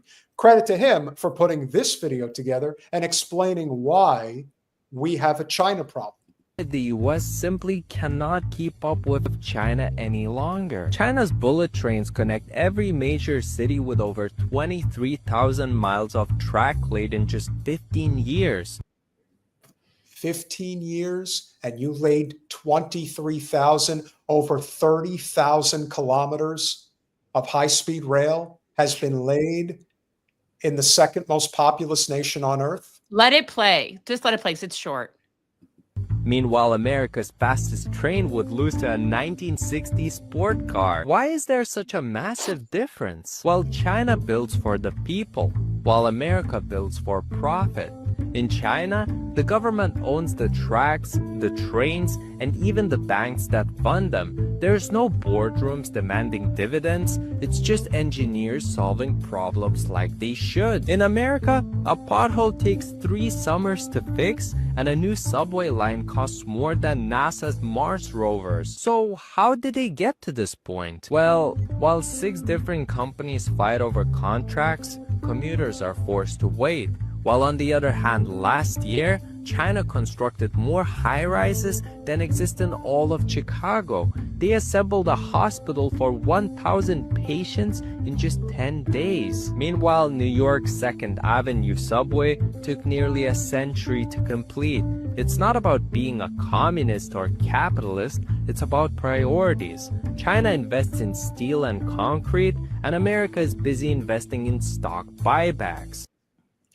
I mean, if that's not the He's most right. important point, that's it. The fact that, and here's something that I mentioned to Jen the other day, and I'll mention to you. The worst president domestically in our respective lifetimes is definitely Clinton. It's not even close.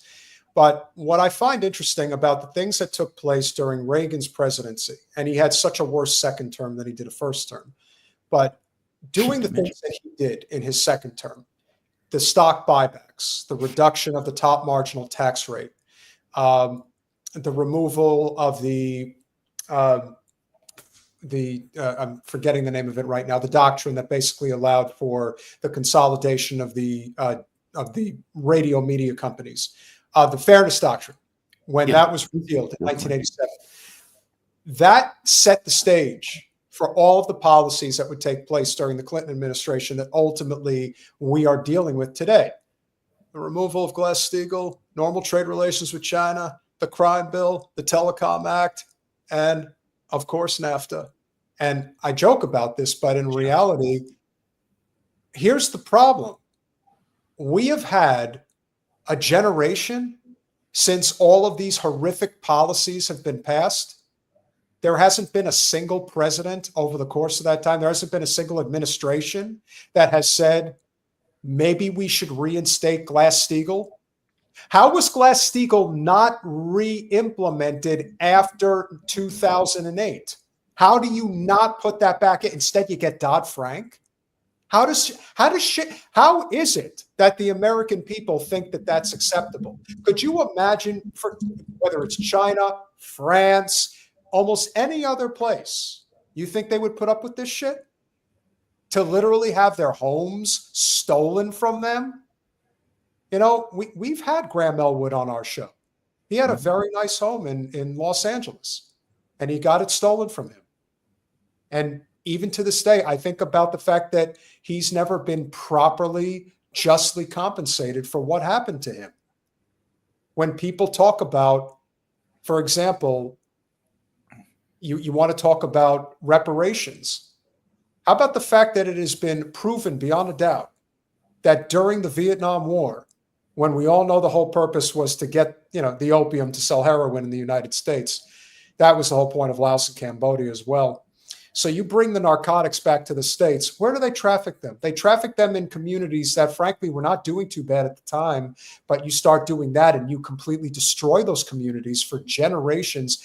How about repairing the damage you did in those cities? To me, that's what I would be talking about that all the time. And yet we never do retribution for the things that were done yesteryear. There is no amending of any of it. Bush does the tax cuts. Obama makes them permanent. Trump does the tax cuts, Biden makes them permanent. Trump does another tax cut, whoever the hell the Democrats are going to put in, let's say it's Newsom and Whitmer, they'll do the same damn thing. Nothing's changing until the people recognize that the change is going to come in a different way. It's not going to Okay, but here's the thing. Do you prefer it with Sam Cooke or Otis Redding? That's one of those debates that Reese and I have. Because if I'm going to hear a change is going to come, I have to know, like, do you want to hear Otis or do you want to hear Sam? You look confused. You look confused. Reese and I are with Otis, but you know, hey, it's a personal preference. Jamal, you want That's to take the this change one? I 'Cause want I don't coming. know the answer. I don't know. Yeah, I'm lost on this one. What's the difference between the Sam Cooke and Otis Redding one? I mean, what is it? Sitting on the dock of the bay, wasting time. No, Yeah, if the change is going to come is they both do that song. And Yeah. they both have versions of that song. And, you know, I prefer Otis, but Sam Cooke is Sam Cooke. I mean, you know, it's not like that. It's not like, you know, you're going to kick it out of bed for eating crackers, right? I guess But I'm saying, are they singing it in dramatically different ways where it will make a difference in which one you choose? well, to me, Otis is grittier. I see. Otis is grittier. Sam is smooth. Sam's more like, okay, it's like creamy and crunchy. You know what I mean? There's the song by Lauryn Hill that I'm trying to find the name of it, where she's doing it on stage and it is fantastic. And it is like a call to revolution in a way that shocked the hell out of me coming out of Lauryn Hill. And you know, her live performances are very gritty. Like they're exceptional. It's not I'll have to check it out. I like that. I need to find the name of it just so people know. But look, I agree with everything you're saying with this. We are a capitalist country, and people shouldn't forget that. Like, meaning, it's like a fish in water. When they tell you we're democracy, we believe in freedom, we believe in all that stuff. Freedom for who? To do what? And if you have means and you have cash, then you are pretty free. If you don't, then your freedom is very constrained. And so they don't necessarily elucidate that part. They deal more with we're free. We're a free society. We can do whatever we want. You want healthcare? You can pay for it. If you can't pay for it, oh, well, I'm sorry. You're free to die on the street without healthcare. I'm saying China is a fundamentally different country in the way that they look at these problems, as opposed to a capitalist country that has constraints in the way that they look at any issue, and the constraint being, we need to make as much money as possible. What is it for the public good? Nah, we need to make as much money as possible. So no, we can't build high-speed rail in this country. No, we can't build a hospital in 10, 15 days.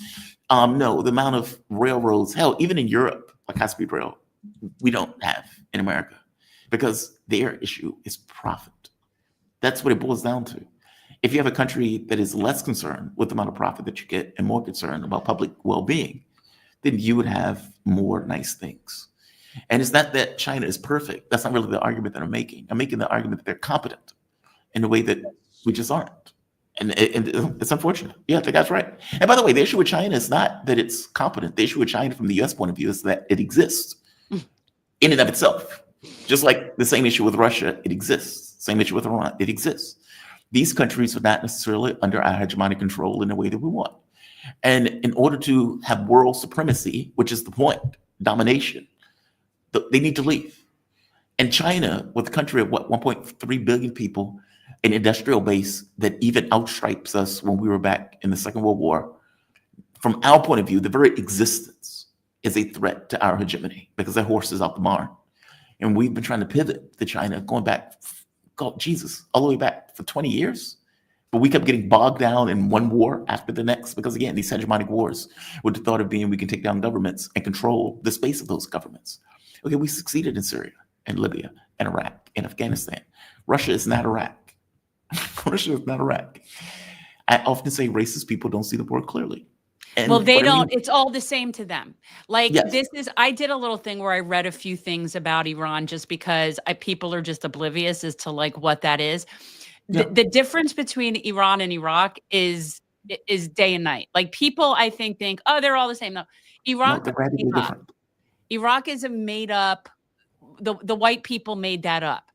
Iran is a centuries old people and culture that is back like as China and India are.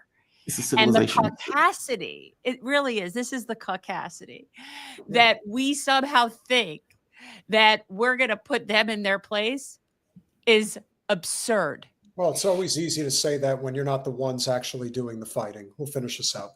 Now you Yes. can watch in real time as one nation speeds ahead in electric vehicles and clean energy, while the other bickers whether trains are socialist or Yep. He's right. He's right. Everything he's saying is right. It's priorities. And I'm not saying China is by no means like gets a get out of jail free card for shit that it does. I mean, I know that what they're doing in Africa isn't all on the up and up. I'm not like some pro China, I'm not pro any country. I think they all kind of suck. But the point is they are not our enemy. They are not the bad guy. They are not the cause of our problems. We are the cause of our problems and most other people's on the planet. Yeah, I don't need to qualify my statements with China. Every government has issues, right? Yes. But if you bring out 800 million people out of poverty, I'm going to say you're doing something right. Yes. If you're able to have a competent government with the overwhelming majority of the public say, hey, we agree with this. We agree that they're building roads, they're getting people out of things, they're building housing, they're building, et cetera. Then yeah, you're going to get my accolades as good job. I don't need to when I'm covering world politics, I'm covering it from the perspective that the United States is taking provocative action against various governments, regardless of the internal structure of those governments. Internal structure matters less to me than the fact that we are trying to do stuff to overthrow it for our own ends. Resources. And the same thing is true with China. Yeah, resources is the other issue. Control is the other issue, right? Like banks want the hands-on products. The government wants control. Those things dovetail.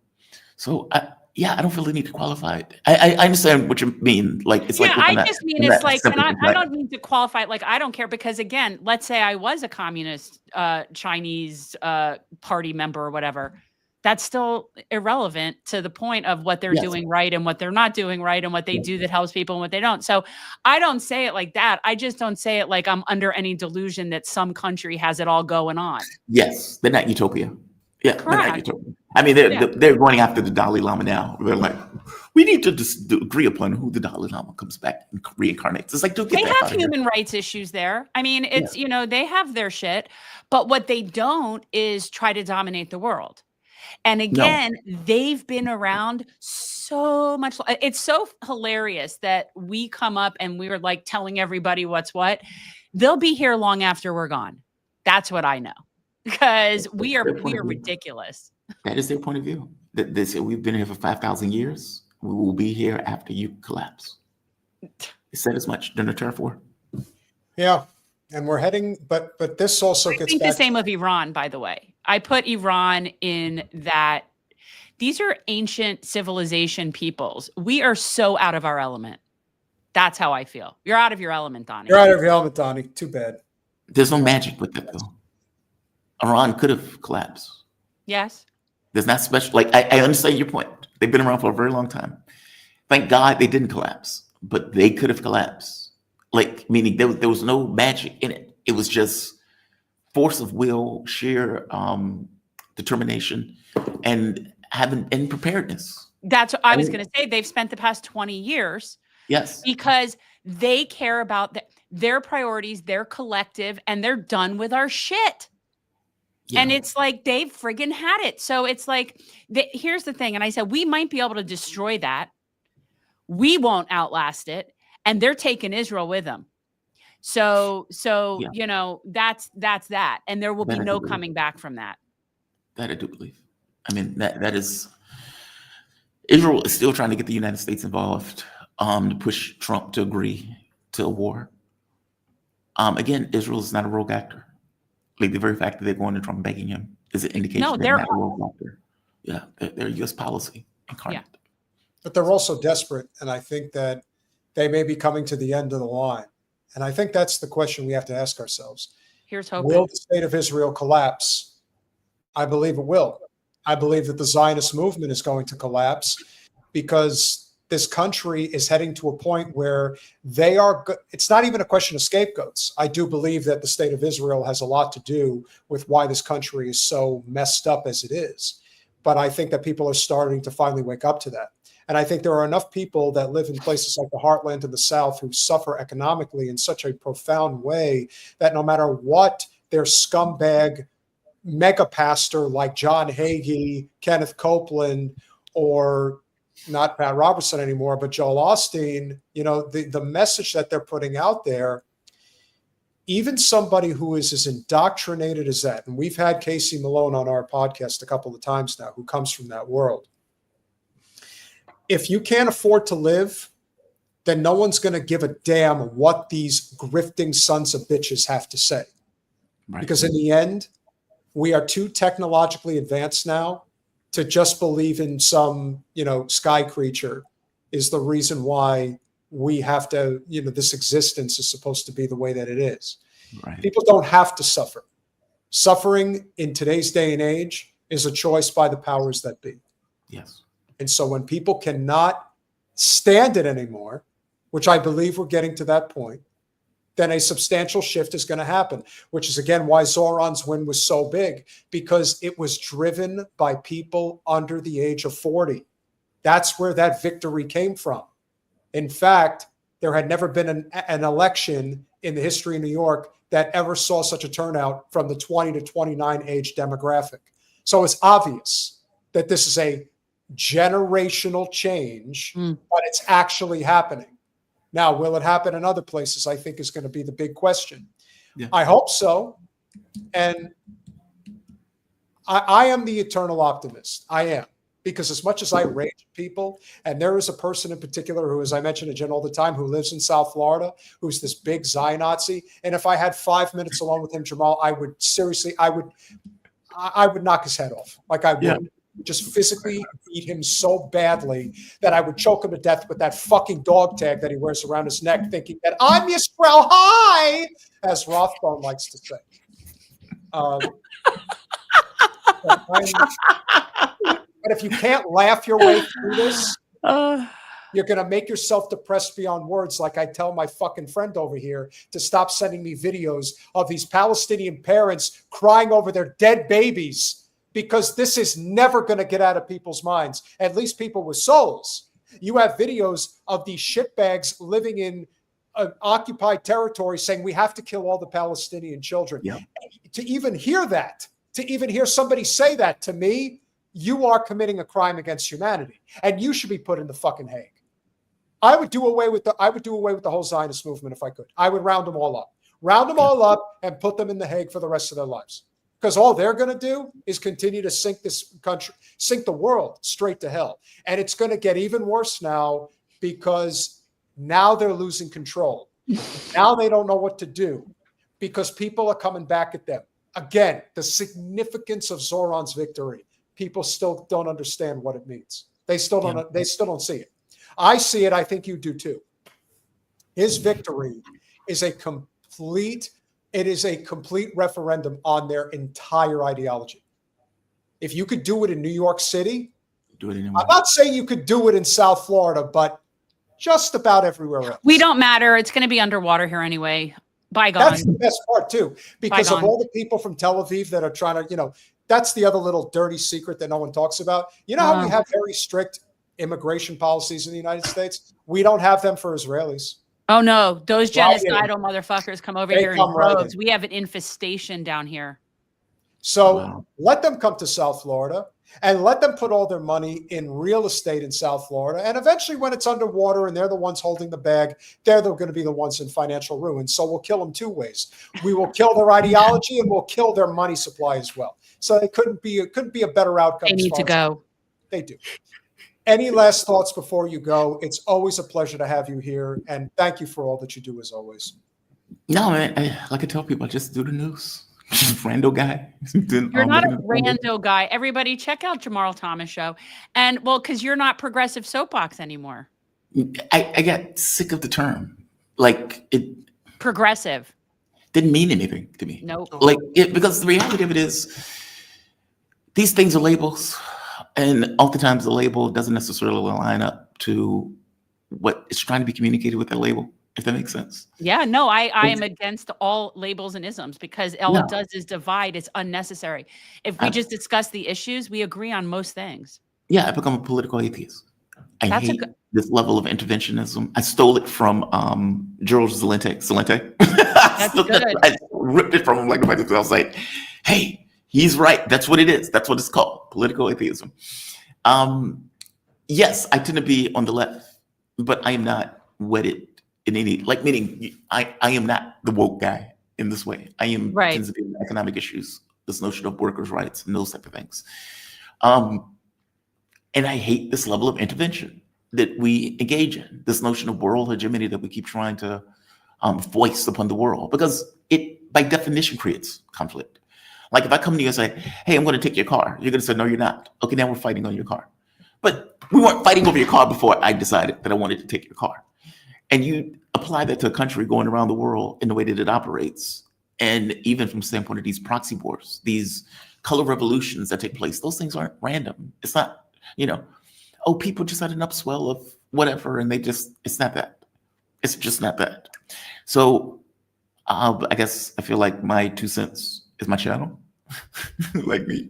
Yes, all of Jamarl's information's in the description. And guys, definitely, I've been watching, and you know this, I've told you about this. Jamarl was one of the first podcasters I ever watched in the political space. It was you, Sane Progressive, and Grumbine. And there was like a few people, and Jimmy Dore, that was it. And that was basically the space. And I watched you like every day.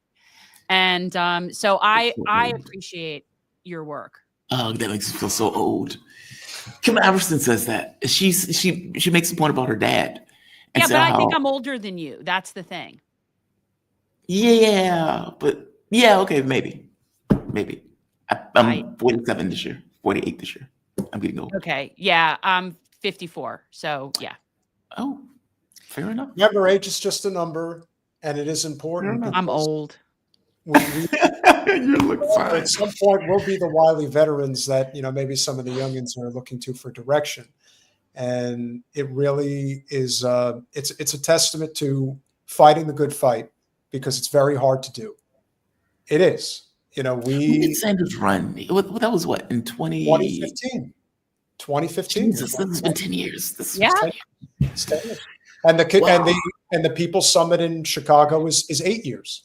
So it goes to show you, time will fly.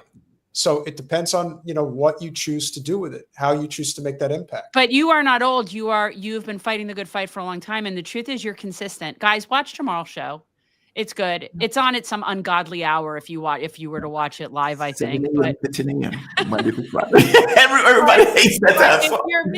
If you're me and you don't do that, there's always clips. It's like you're dragging people out of bed in the morning. It's like 8 o'clock. What? 7 You're o'clock. one of very few people I will get up in the morning to go on a show with. Like, it's not easy.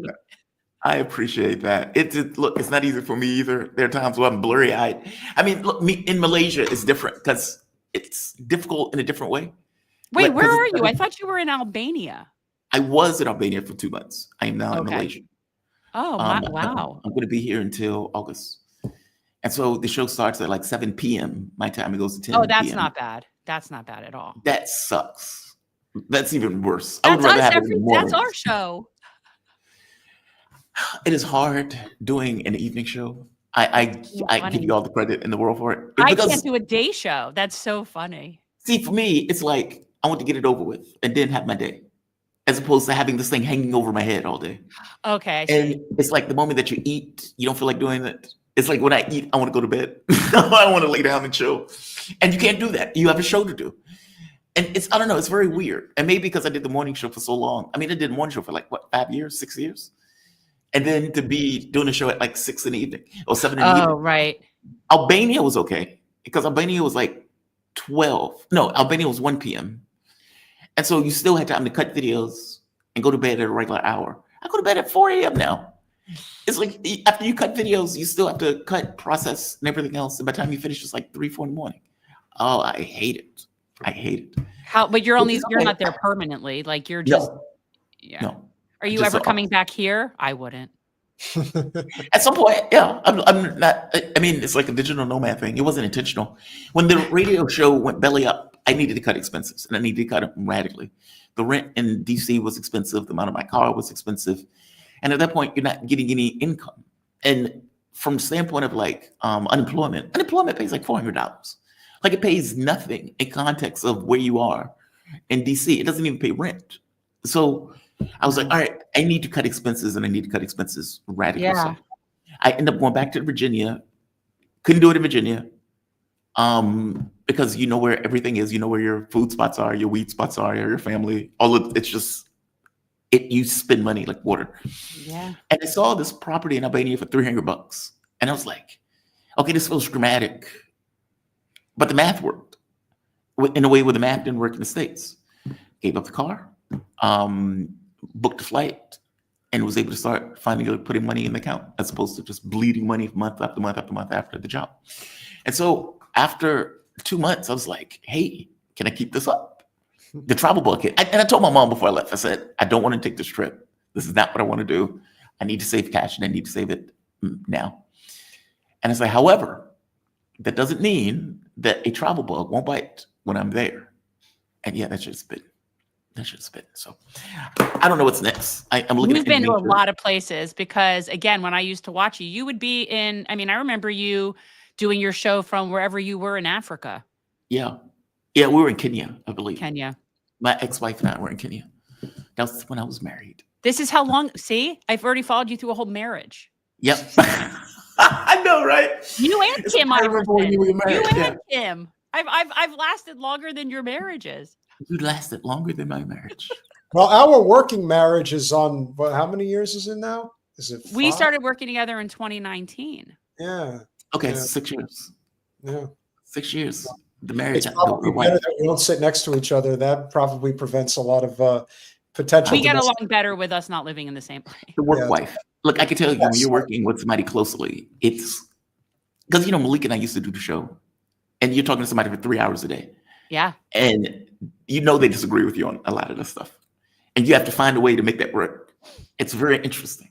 Yeah. And it takes a certain personality type for it to work because otherwise it's not people going to clash. You don't want people to clash badly. Who else was on the show? Shane was on the show for a while, but I think Malik was one. Him and I probably did it best. Yeah. You've been at this a long time. Yeah. But it's fun. Guys, watch Jamal show. It's really good. Highly recommend. Enjoy yourself out there, my friend, and we will talk again real soon. Thanks for This coming is about on. Work and saving cash. And so I do appreciate you on that. But yeah, this is less of a trip. I've been to Malaysia before. And honestly, the isolation has done me well. It's allowed me to focus on the job. So Good. But thank you for that. All right. I do appreciate it. Keep it up. We'll Man. see you soon. Fantastic day. And thank you for this. I appreciate the invite. Absolutely. Always. Thanks, Jamal. Bye-bye. One of the great ones, of course. Telling you, he was one of the original people that I even ever watched on any media, like in the independent media. Yes, Ireland is certainly green. Very green. Oh, my God. We can't thank you enough, as always, for being here, guys. Again, make sure you go over to patreon.com/revolutionary change for as little as $5 a month. You can become a supporter of our small but mighty and growing channel. And of course, we have received some additional super chats since we started our show. And of course, we appreciate any and all support that we do receive. Dumourier, is that how you would say it, Jen? Dumourier 11. Thank you for the I don't know. I don't do French. Thank you for the 5 Canadian A. I love Dumourier. I don't know. Yeah. Well, anyway, thank you. It is yeah. I love the new looking message, revolutionary change. Thank you so much for the 5 Canadian A. Means a lot. Tony D, great to see you as always. Member for 18 months now. John Lennon believed in a revolution of the mind. I do too. It has to start there. It can only, it can't happen unless it happens there. That's the first thing. So, yeah. Concur. Tony D with the $5. This bill will cause more it will cause more Luigi Mangione monetary theory, or Mangione monetary theory, as you like to say. Mangione monetary theory. I see you continue the revolution, and I love to see it. Evil Vance was the tie-breaking vote. Bush started ICE. Of course. Lots of things that he started. Arm with Harmony. 2025 Year of the Snake. Thank you so much for the $2. Do we have representation? We the people? Not really. Not really. That's why we the people have to unite. Brett Boyle, our trusty mod. Thank you so much for the 2 Canadian A. F Zionazis. Couldn't agree more. They definitely deserve all the wrath that they're getting and a hell of a lot more. JG 1982, thank you so much for the $2. Ashka Nazi, it's even in the name of European Jews. Ashkenazi. Amen. Our good friend Chip, Big Dumb Animal, That's $4.99. not Chip. Oh, it's not? No, Oh, it's Big Dumb Animals. Big Dumb Animal. I don't know who he is. Chip is firmware. Ah, okay. My mistake. Big Dumb Well, I Animal. know you're not Chip, and I know who Chip is, but no. I understand why you would. Yeah, they've both been around for a while. Well, thank you for the $4.99, and thank you for increasing your patron tier. That is so super awesome. Now, is it listed? You could check that out, Jen. You know for sure exactly. I have to go, and I'm not dealing with that right now. I'll get it for the next one. Arm with Harmony, thank you so much again for the $2. Will the MIC allow Israel to fall? I don't know if it's in their control. That's the thing. And here's the thing about the MIC. It's got lots of other places. Their ultimate goal is Taiwan. You know what I mean? Like they've got other goals too. So they'll find themselves somewhere. Yeah, they will. It is rather unfortunate that we sit where we sit right now. This bill obviously is a bad bill. It also goes to show you the manipulation that goes on behind the scenes to get these bills passed, which of course is only for the rich and powerful, never for the people. And the more people that get pissed off, the more Mangionis, the more things are going to change.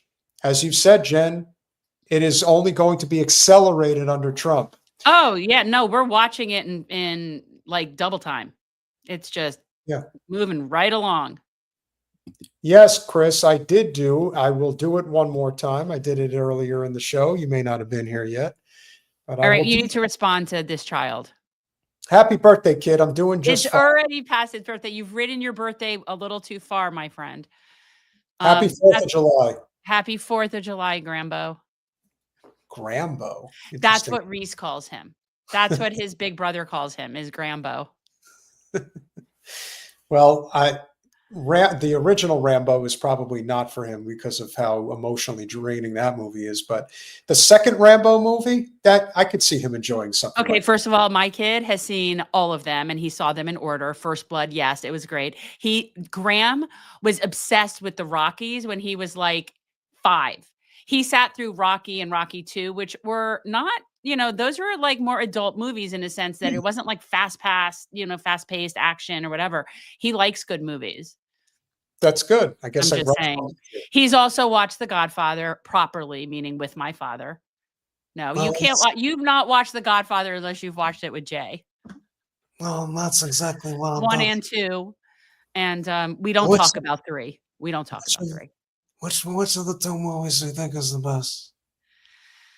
Well, again, I told you I come from a family that they, back in the days of Betamax, had 1 and 2 merged 1 and 2, so it was in complete chronological order. So I've seen, my dad could write a dissertation on The Godfather. It's called The Godfather Saga. It means it's played in chronological order. That's what it is. Okay, it's all good except for 3, and then it goes to hell there, Why didn't you like the third one? No, I reject that. The better question would be, why would someone like the third one? I don't know. Terrible for so many reasons, not the least of which is you're telling me that at the end of the day, the Corleone family puts a Cuban guy in charge of the family. A Cuban bastard child of Sonny gets put in charge of the whole family. I don't think so. I don't think so. We are not able to escape the end of the show just yet, even though everyone's leaving because we're at the 3.5-hour mark. But Thomas Plagueman, thank you so much. Our shows are longer because our guests come on later. So it's inevitably been happening. And that's okay. Yes. As long as people keep subscribing. Yes. And thank you very much for becoming a YouTube member. And just so you guys know, I'm going to give you the updated count. We are now exactly 60 subscribers away from 45,000. So things have obviously continued to go up, which is wonderful. Why do you say that, Timbuktu? Jimmy and I have. We don't talk about Jimmy. Time and again. See, the problem with Jimmy is that he made a decision that money was more important than anything else. And unfortunately, a lot of people make that decision. He's not the only one. If money is all that drives you, then you're going to do things that are not part of the mission, including saying something as stupid the other day that climate change is not real. Who said that? Jimmy. And so here's what I would say to Jimmy and to anybody else who thinks that climate change is not real. Is he serious or was he being sarcastic? Here's how I can prove to you that climate change is real, whether you are going to argue the point about how the climate has always changed. It's gotten that we're heading for an ice age or a heat wave or whatever. Here's how I can prove to you that climate change is real. Is our air contaminated? Is our water poisoned? And the answer is yes, it is. Why is that? Because we're changing the climate by polluting the shit out of it. That's climate change. So when people ask, is this water safe to drink? I don't know. How much lead do you think is appropriate in your drinking water? I don't know. Why don't you ask the residents of Broward and Miami-Dade County how much feces they think is acceptable to drink in their water supply because of the alligator Alcatraz they are now going to dump into David the water. Hunter, New York City, facts. She can write, she can direct, but she can't act. Agreed. So when somebody asks, is climate change real? It makes I can't believe he really made some comment. Like that's dumb for him. Again, you don't have to believe in climate change. That's not, How about we call it environmental injustice and poisoning? How about that? How about Will? We're poisoning ourselves? You agree with that, Will? Because that's indisputable. And we're not talking about weather. Weather changes over time. That's true. But we also know that putting chemicals into the environment and into the air has a whole different effect on the climate and on weather, both of those things, which are not the same thing. I understand it's confusing for people. Like, how could you say there's global warming when it's still really cold in some places? Because climate and weather are two different things. And there is absolutely climate change happening. And a huge chunk of it is because of greedy pig humans. That's why. Yeah. No, and because we put plastic in everything. We're living on plastic. We have plastic in our blood. We have plastic in our water. There's plastic in everything. So yeah, we're being poisoned. We are being poisoned. And that is the argument that I want to emphasize to people. If you don't think that it matters, I don't know what else you're looking at. And that's the argument. It's not a question. Okay, this is what he said. And that we could sit there and argue about as to why. And that might be somewhat relevant in terms of finding solutions, but that's not why they're arguing about it. They're arguing about it to be divisive, to be incendiary, and to just be difficult. Because at the end of the day, even if putting that shit into the air isn't causing differences in terms of layers and sun protection and all of that stuff, we're poisoning ourselves.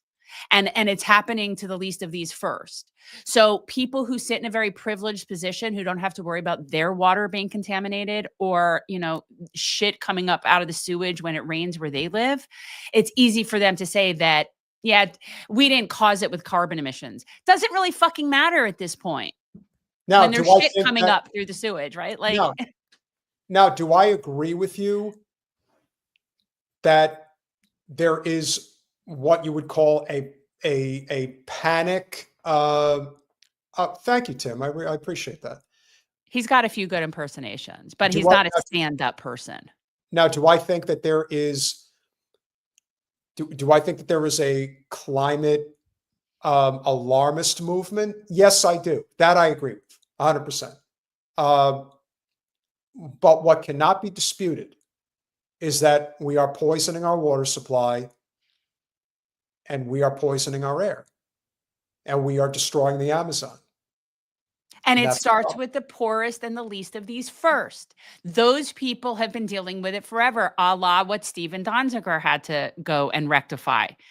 because all of these things, while you might say humans aren't creating this overall climate change, and maybe we could debate that. I don't know. I don't care. What I do know is certain humans that are at the very top of a whole bunch of other people are ruining the climate and the environment for everybody else, for pillaging it for themselves. So it doesn't really matter if we're causing the entire universe to shift on its axis. What matters is that we're poisoning everybody who's here now and flooding them and doing all this shit with our nonsense. And we're not doing anything to prevent it. We're not doing anything to repair it. We're not doing anything to prepare for it. We're not even helping people evacuate into higher ground places when we know places are going to be underwater. Another thing they're doing in China, by the way. Jordan Chariton's book, Ozma, I'll present it. We the Poisoned. We the Poisoned. Highly recommend. Wait. It's in the blur. You got to put it over your face. Nope, still blurry. Well, it was over my face. No, but when it's called We the Poisoned. Why does it do that? Because it's only focusing on faces. And so I thought, but yeah, then it still blurs. It's so funny. It just focuses on you. I can't adjust that right now, but yes, wait, hold on. No, guys, it's called We the Poison. You're so ridiculous. There it is. Okay, oh my God. You see the name of the book. There you go. So that's a book that I would recommend. You guys should definitely check it out.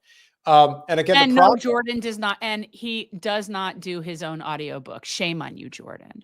And the problem with Al Gore and a lot of others is that they claim that Leonardo DiCaprio is one of the biggest hypocrites alive.